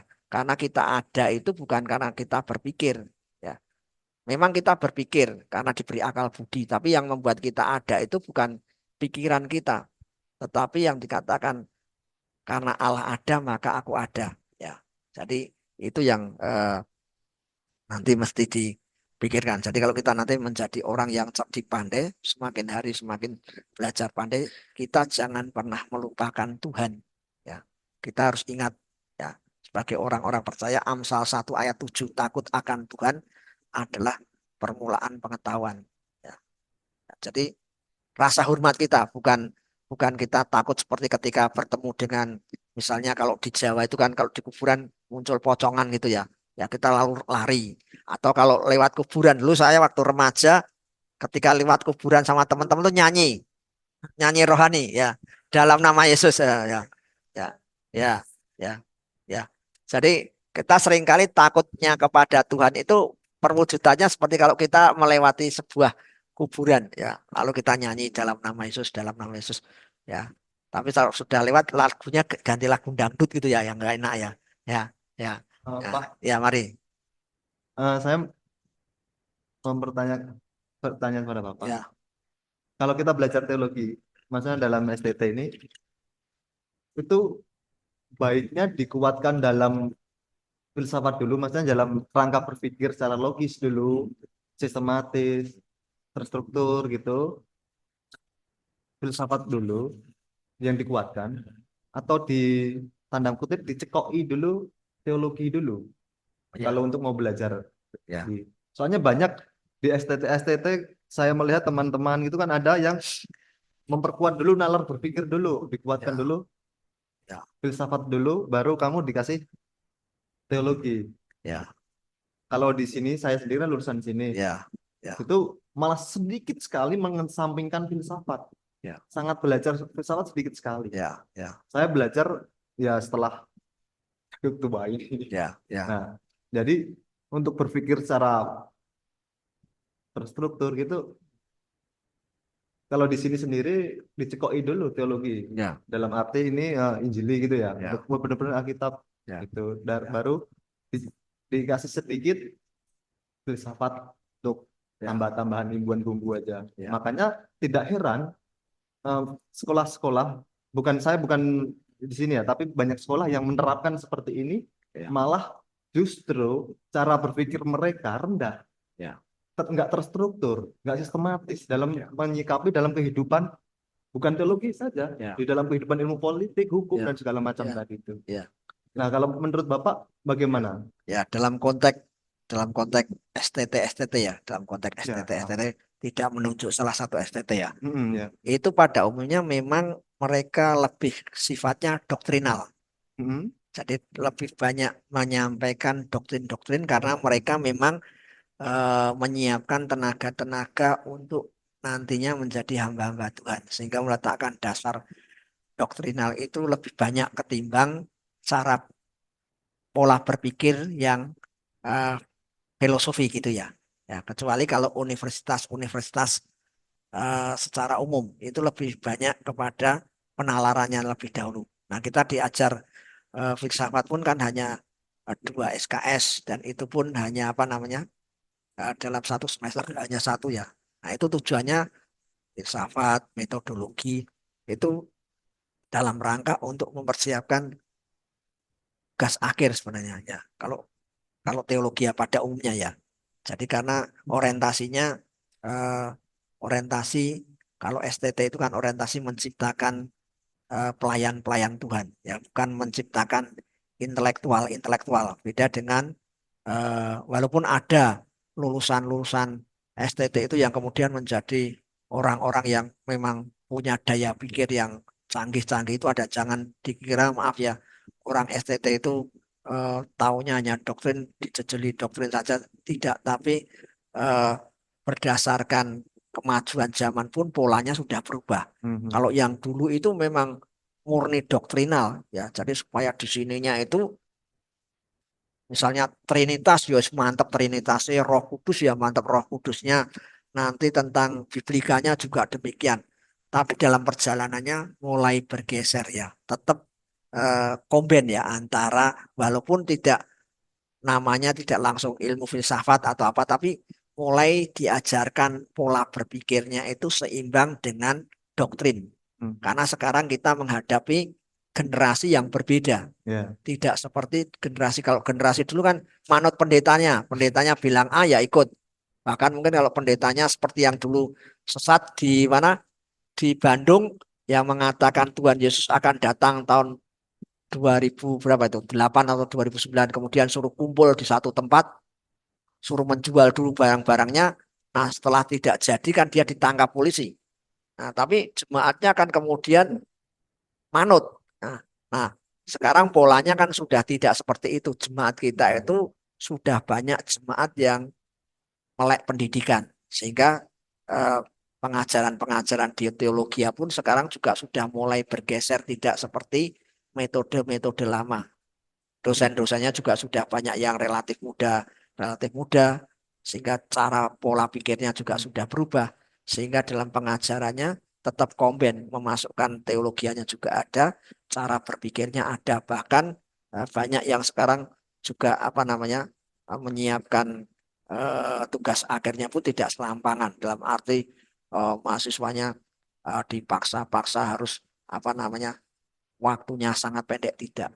Ya, bahkan sekarang tuh kelas-kelas teologi yang sudah semakin berbenah itu ya, itu tidak membuat jadwalnya kan semacam maksud saya kan kalau dulu jadwalnya itu dari pagi sampai malam, bahkan istirahatnya saja istirahat siang aja terpotong mungkin hanya 2 jam toh, setelah itu jam 4 sudah mulai kuliah sampai malam, itu kan tidak efektif juga secara apa kesehatan pikiran juga enggak. Kita kalau seperti blok sistem seperti ini kan juga saya kan sudah 2 kali blok sistem ya, S1, S2 dan S3. Itu ibarat orang masak itu enggak matang kalau kalau kita tidak mau pulang belajar lagi ya. Jadi kalau saya itu kalau pas pulang setelah dapat gini, saya tetap belajar lagi, saya ulang lagi di rumah. Tidak, enggak apa-apa, yang penting tugasnya dibuat, nanti kan keluar nilainya. Apalagi ya, saya enggak tahu apakah ini benar atau tidak. Ya, di STT itu yang S2, S3 itu ya, itu kalau mengeluarkan nilai itu ya, itu relatif hampir sama. Maksudnya diusahakan banyak A-nya. Ya, kalau mengeluarkan B itu sesuatu yang apa ya? Yang menjatuhkan mahasiswa atau apa ya? Nah, itu banyak beda dengan universitas umum ya. Universitas umum itu untuk S2, S3 mengeluarkan nilai B itu tidak masalah. Ya, tapi kalau di STT itu kayaknya haram begitu ya. Yang penting masuk, yang penting tugasnya ngumpul semua, pasti A. Ya, ya, ya, ya, ya, ya, ya. Ah, itu mana teman? Ya, ya, ya.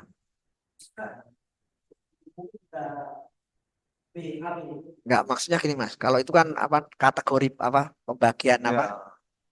Jadi kembali ke Ah, pertanyaan tadi, ya. maksudnya lebih ke mana gitu Bapak? Kalau Sebagai sekarang komben, pengapel Pak. Kalau sekarang zaman yang sekarang sudah komben, Pak. sekarang. Ya. Tapi pada kenyataannya Nah, kenyataannya kan mulai berbenah ini, mulai ya. komben, ya. Ya. Karena kan semua STT juga enggak maaf ya, tidak mau ketinggalan zaman juga. Kalau Ya. terus doktrin saja, nanti lulusannya enggak bisa apa namanya menjawab pertanyaan jemaat. Nah, itu yang saya Ah, tanyakan tadi. makanya sekarang kan doktrinnya harus kuat, tapi pola pikirnya juga mantap. Ya, karena menghadapi dunia yang sudah berubah. Karena yang Bapak bilang tadi kan Ya, jemaat ya, semakin betul, pandai, semakin betul. kritis. Sekarang itu jarang jemaatnya, maaf ya, jemaatan kecuali angkatan tua-tua ya, jemaatnya yang tua-tua, yang mbah-mbah itu. Kalau yang angkatan yang katakanlah sudah di atas 1900 atau 1000 masuk 2000, itu rata-rata minimal mereka lulusannya SMA sudah. Nah, kalau kita menghadapi anak SMA zaman sekarang, pola pikirnya mungkin sudah sangat jauh dengan anak SMA zaman kita dulu. Makanya kita mesti mengimbangi pola pikirnya juga, tidak boleh kita mundur tahun, katalah tahun 2000, kita sudah harus maju ya. Jadi sekarang STT juga sudah mulai berbenah. Makanya kan ada banyak apa rekrutmen itu sudah mulai mereka mencari yang apa dosen-dosen muda ketimbang dosen senior. Dosen senior itu ditempatkan dalam rangka untuk misalnya untuk apa nanti ke depan menguji atau diambil apanya jabatan fungsionalnya supaya sekolah ini tetap apa, kalau sudah senior kan biasanya jenjang apanya Dosenan. dosennya sudah tinggi, ada lektor, lektor kepala, bahkan profesor. Tapi kalau rekrutmennya biasanya sekarang banyak yang bukan berarti muda itu selalu pintar, tidak, tapi eh, relatif lah pintar dan tidaknya itu relatif. Tapi kebanyakan sekarang kan generasi mudanya sudah sangat kreatif dan inovatif ya. Jadi itu dan juga dokter mereka, profesor mereka yang muda-muda itu kan juga yang kualitasnya juga luar biasa sekali, sehingga sudah berubahlah pola dan paradigmanya sudah berubah, sudah Yang berubah. Bapak amatin Ya, selama ini di ya, ITT sudah ya sudah perkembangan berubah. banyak ya dibandingkan dulu. Walaupun memang belum seperti yang eh, sempurna ya, diharapkan sempurna sesuai dengan Ideal. aturan yang ada gitu. Ya, seperti itu. Syukurlah. Betul, Ya, Pak. monggo Pak.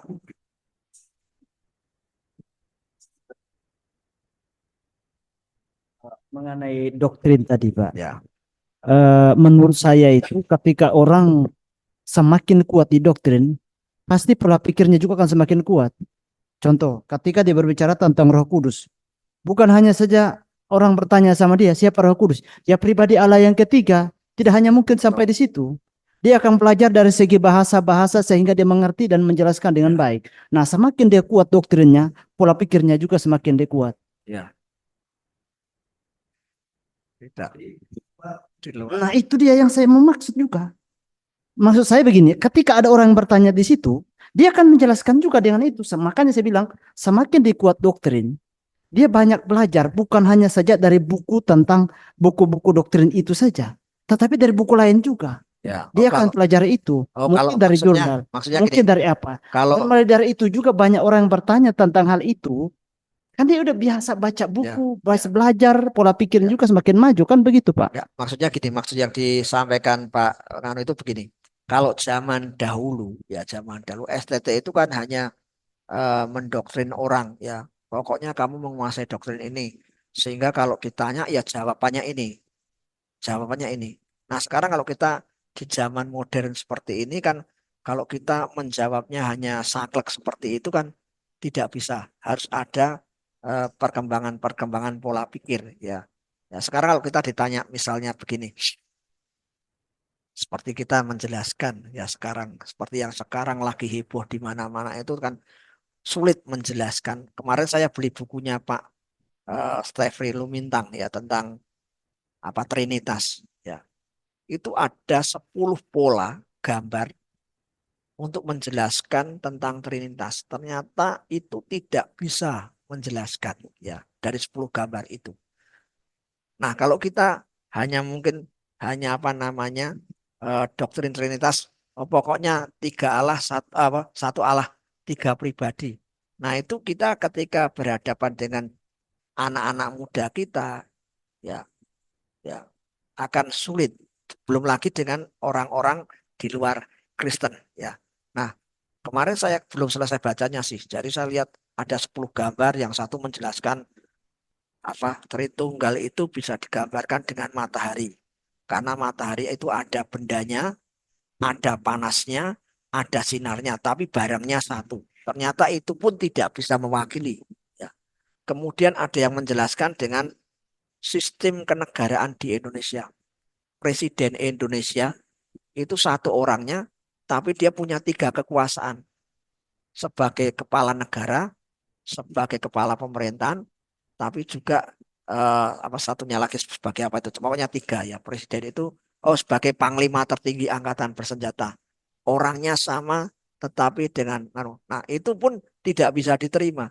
Ya, jadi maksudnya dengan kita diajar filsafat itu kita menambahkan cara berpikirnya yang rasional. Kalau masalah tahu doktrin Roh Kudus dengan berbagai macam buku, oke, itu memang harus ya. Jadi kita tidak boleh ketika menjelaskan Roh Kudus hanya misalnya memakai bukunya Berkhof saja, tapi kita mungkin punya banyak referensi buku, bahkan jurnal-jurnal ada enggak. Tapi ketika menjelaskan itu pola pikirnya harus yang bisa diterima. Kalau enggak kita nanti berhadapan dengan jemaat yang sudah maju, yang kritis-kritis itu pola pikirnya enggak masuk. Memang secara doktrin benar, tapi bagi orang yang pola pikirnya, maaf, misalnya kita berhadapan yang anak muda tapi cara berpikirnya sudah sekelas Rocky Gerung gitu ya. Setiap saat ditanyakan terus dikejar-kejar terus gitu. Kalau kita nggak siap dengan pola pikir yang tadi logika yang artinya yang metodologisnya benar, sistematisnya benar, koheren itu ya kita akan kelabaan menghadap orang-orang seperti itu walaupun doktrin kita kuat.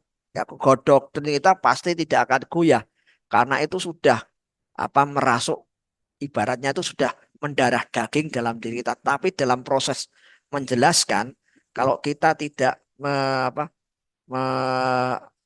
menguasai pola berpikir atau penalaran, yaitu itu yang dimaksud Bapak itu bukan bukan maksud menguasai doktrin. Kalau menguasai doktrin, saya sudah kalau menguasai doktrin saya sudah semua STT kalau belajarnya mengikuti, mendengarkan dan belajar betul, saya kira kuat.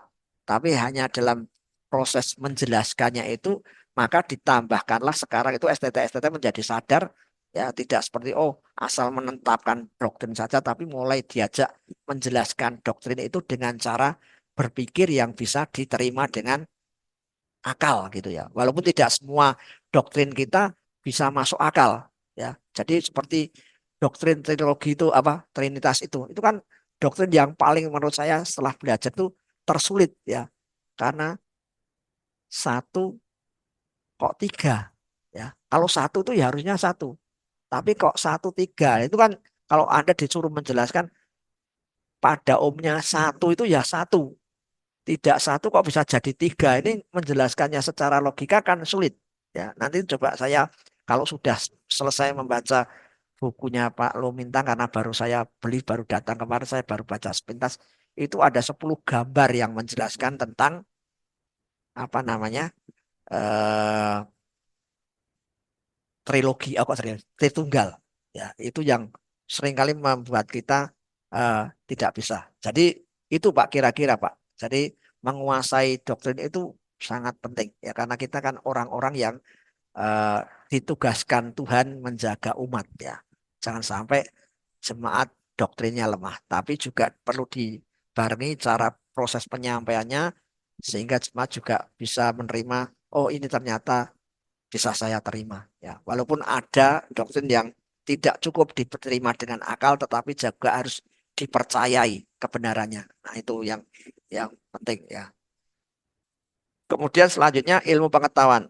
Istilah ilmu pengetahuan atau sains merupakan suatu pendekatan yang bermakna ganda. Pertama, menurut cakupannya, ilmu pengetahuan merupakan sebuah istilah umum untuk menyebutnya segenap pengetahuan ilmiah yang dipandang sebagai sebuah kebulatan. Ya, jadi pertama itu ketika bicara ilmu pengetahuan itu pendekatannya bermakna ganda. Kalau dilihat dari cakupannya atau substansinya itu banyak ilmu-ilmu lain yang bisa disebut dengan ilmu pengetahuan. Misalnya ketika bicara ilmu alam atau ilmu pengetahuan alam. Nah, itu kan tadi contohnya banyak ada fisika atau ada apa itu sudah disebut sendiri. Ilmu fisika, ilmu biologi, ilmu apa. Nah, itu kan hanya penyebutan saja. Secara umum eh, ada apa namanya? Ada di dalamnya ilmu itu ada yang mengikat yaitu norma. Norma tadi, ilmu itu harus sistematis, ilmu itu harus metodis, ilmu itu harus koheren ya seperti itu. Nah, kemudian dilihat dari ilmu pengetahuan menunjuk pada masing-masing pengetahuan ilmiah yang mempelajari suatu pokok sosial tertentu ya. Kemudian yang kedua yang menjadi bermakna ganda adalah bahwa ilmu pengetahuan itu juga selain apa namanya sudah pakem seperti itu, tapi dia juga bisa mempelajari atau dikaitkan dengan persoalan-persoalan sosial. Termasuk ilmu fisika pun bisa ketika kita tarik kepada persoalan-persoalan yang berkaitan dengan sosial kemasyarakatan. Ya, ya.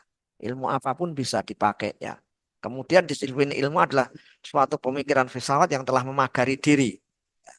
Jadi kalau filsafat itu memagari diri dalam suatu ruang lingkup tertentu atau memisahkan diri dari filsafat. Ilmu pengetahuan mengacu pada objek penelitian secara khusus dan kemudian disiplin ilmu itu semakin berkembang membahas yang lebih khusus lagi. Ya, jadi kalau disiplin ilmu, kalau ilmu itu secara umum, kalau disiplin ilmu itu secara khusus. Misalnya tadi ilmu alam. Nah, itu secara umum ilmu alam. Tapi secara khususnya ada apa? Tadi ada ilmu pengetahuan alam, IPA atau yang sering kali disebut kita IPA atau fisika, kemudian ada biologi dan seterusnya. Jadi kalau sudah disiplin ilmu itu katakanlah seperti tadi, kayak cabang ilmunya. Tapi kalau pokoknya itu ilmu pengetahuan alam, ya kemudian pokok apa cabangnya macam-macam. Ilmu sosial juga demikian.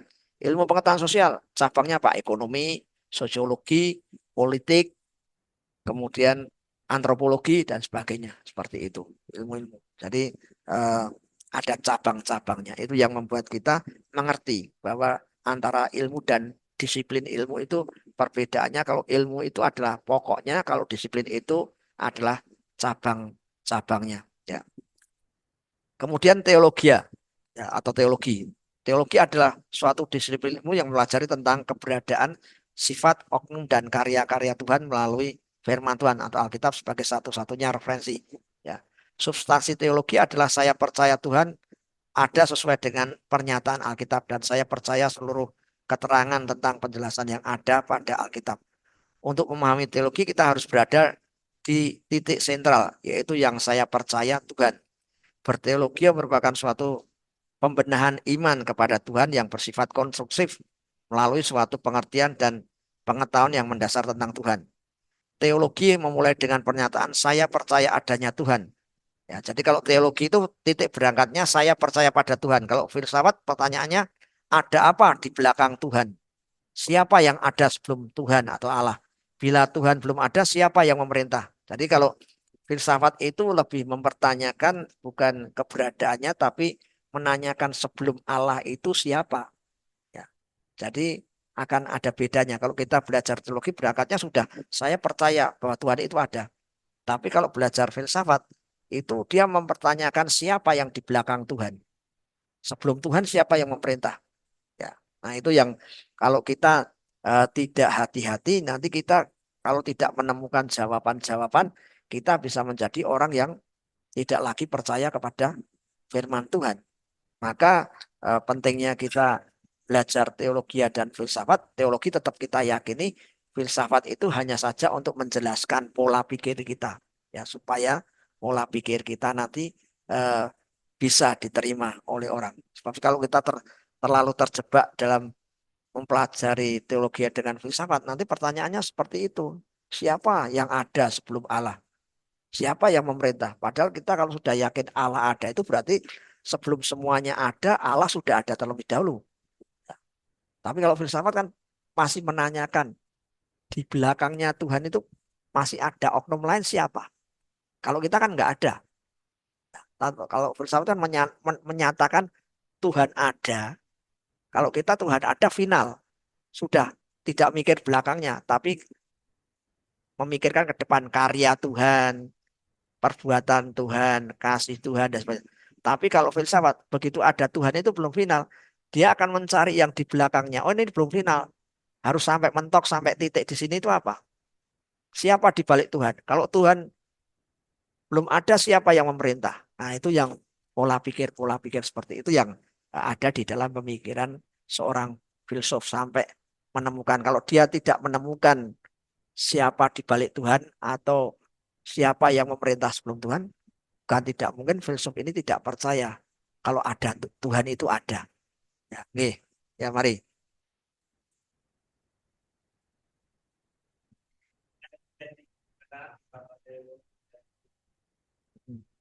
Teologi itu ibaratnya dia lebih ke pernyataan ya. Terus filsafat ini pertanyaan gitu. Yang Ya, situ Pak Teli. ya, karena kan memang apa teologi itu kan mulai dengan sebuah pernyataan pengakuan kita bahwa Tuhan itu ada. Tapi kalau filsafat itu kan memang selalu mempertanyakan. Tidak salah, Mas. Memang fokusnya filsafat itu selalu mempertanyakan. Apapun dipertanyakan. Ya, termasuk Tuhan itu dipertanyakan. Tapi kalau kita belajar teologi ya, itu sudah kita punya statement bahwa Tuhan itu ada. Maka kita sekarang sedang dalam rangka belajar tentang sifat-sifatnya Tuhan, pribadinya Tuhan, karyanya Tuhan. Tapi kalau filsafat tidak, dia masih mempertanyakan Tuhan itu benar ada atau tidak. Kalau Tuhan sudah ada di depan, berarti di belakangnya itu pasti ada sebelum Tuhan itu apa. Nah, itu yang akan dicari oleh filsafat. Kalaupun nanti dipercaya Tuhan tidak ada, lalu siapa yang memerintah sehingga langit dan bumi ini katakanlah bisa teratur seperti ini, planet tidak saling tabrakan, itu siapa yang mengatur? Apakah itu cukup hukum alam atau Tuhan juga tetap ada di situ yang yang mengatur seperti itu. Itu memang filsafat selalu pola pikirnya mempertanyakan. Makanya kalau jadi filsuf itu tugasnya memang selalu bertanya. Ya, selalu. Kalau orang beriman itu mengamini saja. Ya, ya, ya, ya, ya. Orang yang belajar. Ya, ya, ya, ya, ya, ya, ya, ya, ya, ya, ya.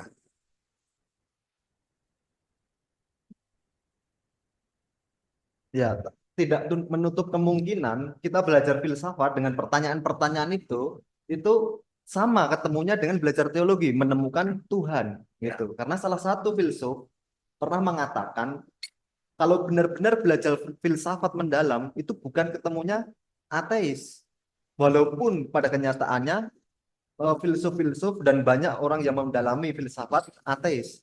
Tapi ada salah satu filsuf mengatakan kalau kita benar-benar belajar dengan pertanyaan-pertanyaan itu menemukan jawaban sama dengan belajar teologi. Jadi malah ketemunya teis, mengakui satunya tuh adanya Tuhan gitu, satu Tuhan gitu. Jadi mau yang kembali ke tadi pernyataan tadi mau em, dimulai dari teologi dulu atau filsafat dulu, tinggal kita menyikapinya. Kalau kita belajar dengan pertanyaan-pertanyaan itu bisa kok gitu, bisa akan menemukan juga adanya Tuhan. Karena banyak sekali filsuf yang percaya Tuhan dan mengimani adanya Tuhan, ya gitu Seperti tanpa terlepas dalam teologi apa ya, agama apa. Maksudnya, ya. gitu. Ya, seperti kemarin kan juga dijelaskan bahwa asal mula sesuatu itu satu. Nah, satunya itu menurut filsuf itu apakah itu Tuhan atau pribadi yang lain itu kan selalu dipertanyakan. Nah, kalau ada filsuf yang kemarin seperti mengatakan bahwa sumber segala sesuatu adalah Tuhan, berarti dia kan seorang filsuf yang memang mengerti bahwa satu-satunya itu adalah Tuhan, bukan pribadi yang lain. Tapi kan ada yang menyatakan masih pokoknya satu, tapi satunya itu siapa kan masih dipertanyakan. Ya, jadi kalau mau jujur sebenarnya ahli-ahli filsafat ini kalau mau jujur mempertanyakan keseluruhannya itu benar. Nanti ketemunya pasti satu itu pribadi yang disebut dengan Tuhan. Cuman Tuhannya itu dia akui sebagai apa? Apakah itu sebagai pribadi atau bukan pribadi atau sebagai oknum kita nggak tahu berdasarkan pemikiran mereka. Tapi pasti ketemu. Ya, karena kan kita seperti tadi, kalau sudah ada Tuhan ditarik itu, nah kan kita taunya ini Tuhan. Tapi kalau dia nanti sampai ke belakang ternyata menemukan satu pribadi, dia bisa saja menyebut itu bukan Tuhan, tapi sebenarnya itu Tuhan. Kan hanya apa eh, pemahaman tentang Tuhan itu kan karena kita sudah tahu bahwa ada Tuhan ya sudah kita selesai sampai situ. Tapi kan orang filsafat itu terus mengejar mencari sampai menemukan sesuatu. Ya, apakah itu Tuhan, apakah itu oknum? Nah, itu mereka yang akan memberikan penamaan, yang memberikan penamaan.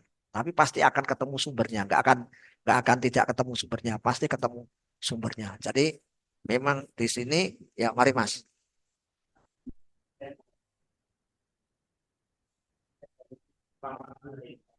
Ya,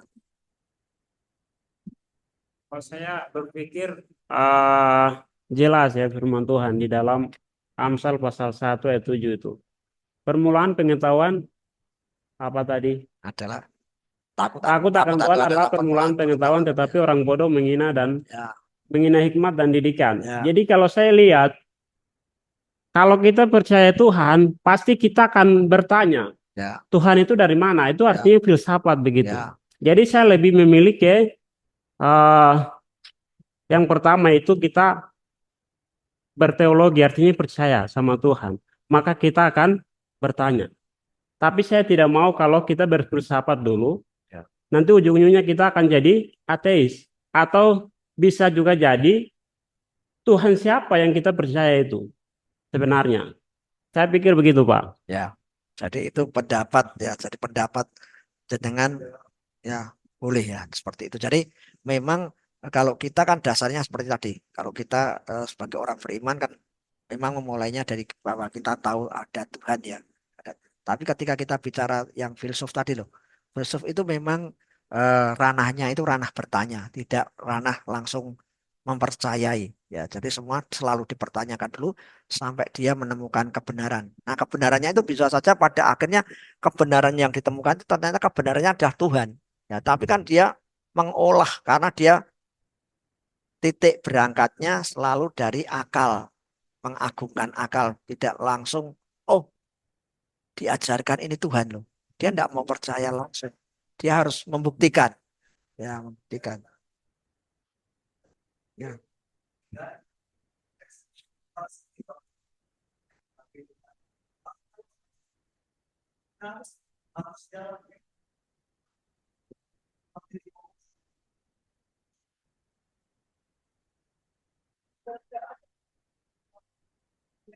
Pengetahuan tentang Tuhan, adanya Tuhan.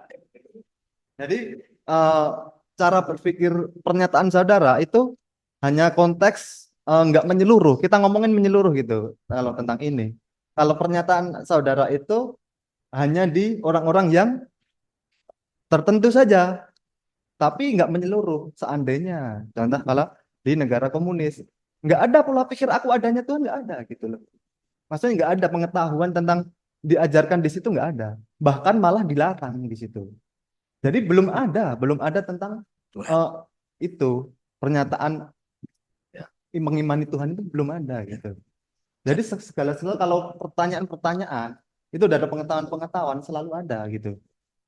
Jadi pernyataan kalau aku harus mengimani dulu, tapi di daerah konteks tertentu yang bahkan sampai ada yang ya seperti komunis tadi kan kalau kita kan diajarkan di keluarga sudah Islam, oh ini dididik dengan Islam. Makanya banyak sekali kan eh, nggak terlalu mengerti Islam karena memang keturunan. Kayak saudara dari kecil Kristen diturunkan gitu kan. Walaupun pada akhirnya kita belajar mengetahui. Tapi kan di luar sana banyak yang Kristen Ya. itu memang diturunkan dari keluarganya. Tapi ini di ranah di sini. Tapi kalau kita ngomongin universal itu ada daerah-daerah tertentu. Mungkin kembali ke pembahasan ini tadi kan hanya membedakan antara teologi dan filsafat ya. Nah, kalau teologi itu titik berangkatnya dari masalah keyakinan ya, tapi kalau filsafat itu dari titik berangkatnya pertanyaan, selalu menanyakan banyak hal termasuk Tuhan pun dipertanyakan. Itu hanya titik titik pembedanya di situ ya kan. Tadi kita juga membedakan antara apa filsafat dengan ilmu pengetahuan ya. Nah, kemudian yang ini hubungan antara filsafat, ilmu pengetahuan dan teologi ya. Nah, ini yang sudah berubah ya. Filsafat adalah induk dari segala ilmu. Oleh karena itu, filsafat memandang dunia dan alam semesta sebagai keseluruhan ya. Dalam usaha menerangkan, menafsirkan dan memahaminya. Hasil penemuan dari filsafat itu tidak memperoleh jawaban yang memuaskan karena merangkum dari segala keberadaan yang menjadi objek penelitian. Oleh karena itu, ilmu pengetahuanlah yang bertugas memberikan jawaban secara khusus untuk bidang-bidang tertentu. Ya, jadi filsafat itu kan selalu berpikir secara luas sehingga sampai pada satu saat filsafat itu tidak bisa memuaskan orang. Ya, karena sudah ketemu ini masih ada, oh belum kok, belum selesai kok. Katakanlah finalnya angka 1 sampai 10 ya. Katakanlah finalnya angka 1 sampai 10. Tapi masih ada orang yang mau menanyakan yang nomor 11, 12 dan seterusnya. Karena orang masih ada angka 11, kenapa tidak ditanyakan? Nanti sudah 11 dijawab, masih 12 kok tidak. Nah, maka harus ada ilmu yang menjelaskan. Ya, misalnya kita bicara tentang kemasyarakatan. Kalau ditanyakan oleh filsafat itu tidak selesai-selesai. Maka filsafat itu kemudian meminta bantuan dari cabang ilmu filsafat untuk membicarakan yang namanya masyarakat itu melalui ilmu yang namanya sosiologi. Nanti lewat sosiologi orang akan tahu struktur masyarakat. Ya. ada keluarga, nanti dari keluarga ada RT, RT ke RW dan seterusnya. Kemudian ada kekerabatan, ya kekerabatan jarak dekat atau jarak jauh itu ada. Nanti juga ada status dalam masyarakat, ada peranan dalam masyarakat. Nah, itu yang menjelaskan adalah sosiologi. Sebab kalau nanti yang menjelaskan filsafat itu tidak akan pernah selesai. Ya, jadi ilmu itu pada akhirnya akan membuat apa ya, semacam pembatasan. Ya, oh sosiologi itu ya batas bicaranya tentang kemasyarakatan beserta dengan apa dinamikanya tentang masyarakat. Dia tidak akan bicara tentang astronomi, tidak berhenti di situ. Kalau astronomi ya akan berbicara benda-benda di langit, ya seperti itu. Jadi sebab kalau semua diserahkan filsafat, filsafat kan global, nggak akan memuaskan pendapatnya. Tapi begitu sudah di-split menjadi sebuah ilmu tertentu, nah ilmu tertentu itu yang akan menjelaskan. Ya. Kemudian sedangkan untuk menguji dan memberi nilai atas kedua tersebut, filsafat dan ilmu pengetahuan merupakan tanggung jawab teologi. Jadi di sini hubungannya teologi itu memberikan nilai. Nilainya apa? Ya nilai tadi etika dan moral. Ya. Apakah ilmu itu nanti akan melanggar etika atau moral? Misalnya sekarang ada ilmu kesehatan yang mengizinkan orang itu katakanlah mati dengan damai, eutanasia. Ya, jadi orang kalau sakit betul sudah tidak kuat, tapi di Indonesia belum diizinkan ya. Di luar negeri itu diizinkan. Dia minta datang ke dokter-dokter, saya betul-betul kanker ini sudah nggak kuat. Ya, saya minta disuntik mati saja. Dokter akan menganalisa dengan memeriksa betul bahwa kankernya ini mungkin sudah menjalar kemana-mana, tidak bisa disembuhkan, sudah tidak hanya tadinya mungkin hanya kanker payudara, tapi ini sudah masuk kemana-mana. Sehingga kemungkinan orang ini untuk hidup tinggal sebentar, tapi orang ini sangat menderita.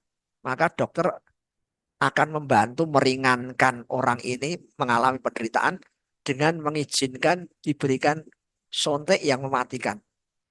Nah, itu kemudian ada teologi yang menjaga supaya dokter-dokter itu tidak sampai ke situ, ya, yaitu dengan nilai moral dan nilai etika. Yaitu dengan cara apa? Yang penting diusahakan dulu.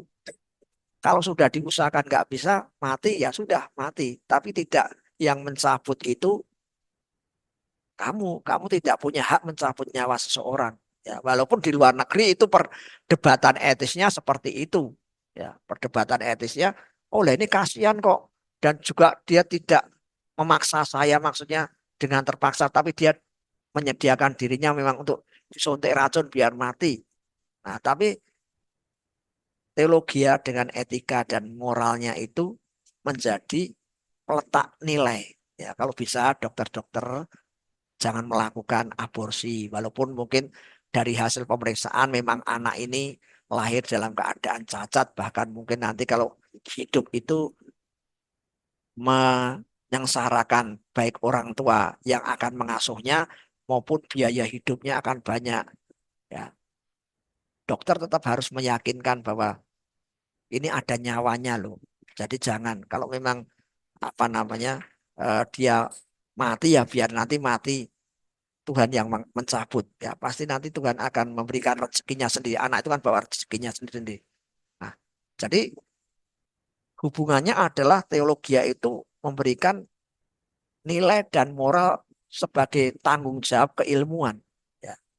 Jadi seorang ilmuwan itu sebenarnya tidak bebas nilai, dia itu punya nilai yang mengikat. Makanya kan kalau profesi dokter itu kan ada sumpah ya, sumpah dokter. Pengacara juga punya. Semua profesi itu punya kode etiknya. Ya, kode etik itulah yang memberi nilai. Jadi pengacara itu punya kode etik. Dia harus membantu siapapun yang datang kepadanya. Seorang hakim itu punya kode etik. Dia tidak boleh bertemu dengan orang-orang yang sedang berperkara. Supaya dia nanti kalau membuat keputusan itu bisa adil, netral. Ya. Nah, jadi seperti itu. Jadi filsafat ilmu yang memiliki ilmu pengetahuan yang memiliki objek penelitian yang berbeda. Sedangkan tolok ukur teologi adalah Alkitab. Alkitab adalah firman Allah yang merupakan kebenaran absolut, hakiki dan diterima dengan iman. Jadi ada relevansinya ya. Maksudnya kalau filsafat itu ilmu yang umum, kemudian displit supaya tidak membuat orang tidak puas tapi bisa menemukan jawaban. Tapi dengan ilmu itu harus ada nilai-nilai yang mengikatnya supaya ilmu itu tidak liar. Ya, ilmu itu tetap bermartabat dan bertanggung jawab. Ya, maksudnya dengan teologi itu dalam tanda kutip supaya orang itu yang berilmu itu juga punya rasa takut sama Tuhan. Ketika dia membuat sebuah keputusan, ya dia harus bertanggung jawab. Ya, jadi kalau sudah tahu aborsi tidak boleh, kemudian eutanasia tidak boleh, ya harapannya itu dikerjakan. Ya, supaya apa? Supaya semuanya berjalan dengan baik. Ya, itu yang hubungannya dan letaknya di situ. Jadi kita menjadi ilmuwan itu adalah ilmuwan yang bertanggung jawab, bukan ilmuwan yang bebas-bebasnya tidak. Ternyata ada ilmu yang lain yang memberikan nilai, yaitu teologi itu. Ya, sehingga ketika kita nanti jadi intelektual muda atau intelektual di zaman ini bisa bertanggung jawab. Pertanggungjawabkan tidak hanya mempertanggungjawabkan di meja ujian sehingga dapat nilai A atau nilai A plus ya. Ya, tidak, tapi juga bertanggung jawab untuk kemanusiaan, bertanggung jawab untuk kesejahteraan dan sebagainya. Nah, itu yang mengikat kita. Baik, saya kira itu saja yang bisa saya sampaikan selama 4 hari ini. Kalau ada yang kurang berkenan, sekali lagi saya minta maaf ya, minta maaf ya. Nanti ya materi saya selesaikan sampai di sini ya. Nanti yang lain itu kan karena yang kemarin sudah disampaikan Pak Joko tentang metodologi itu kan sudah nanti bisa dibaca hampir sama. Kan ada pendahuluan dan sebagainya itu sudah selesai. Tidak ada. Ini sudah selesai. Ya, ya. Baik, kita ambil fotonya dulu. Nanti materi saya kirim semua ya. Yang kemarin sudah saya kirim 3. Habis ini saya kirim.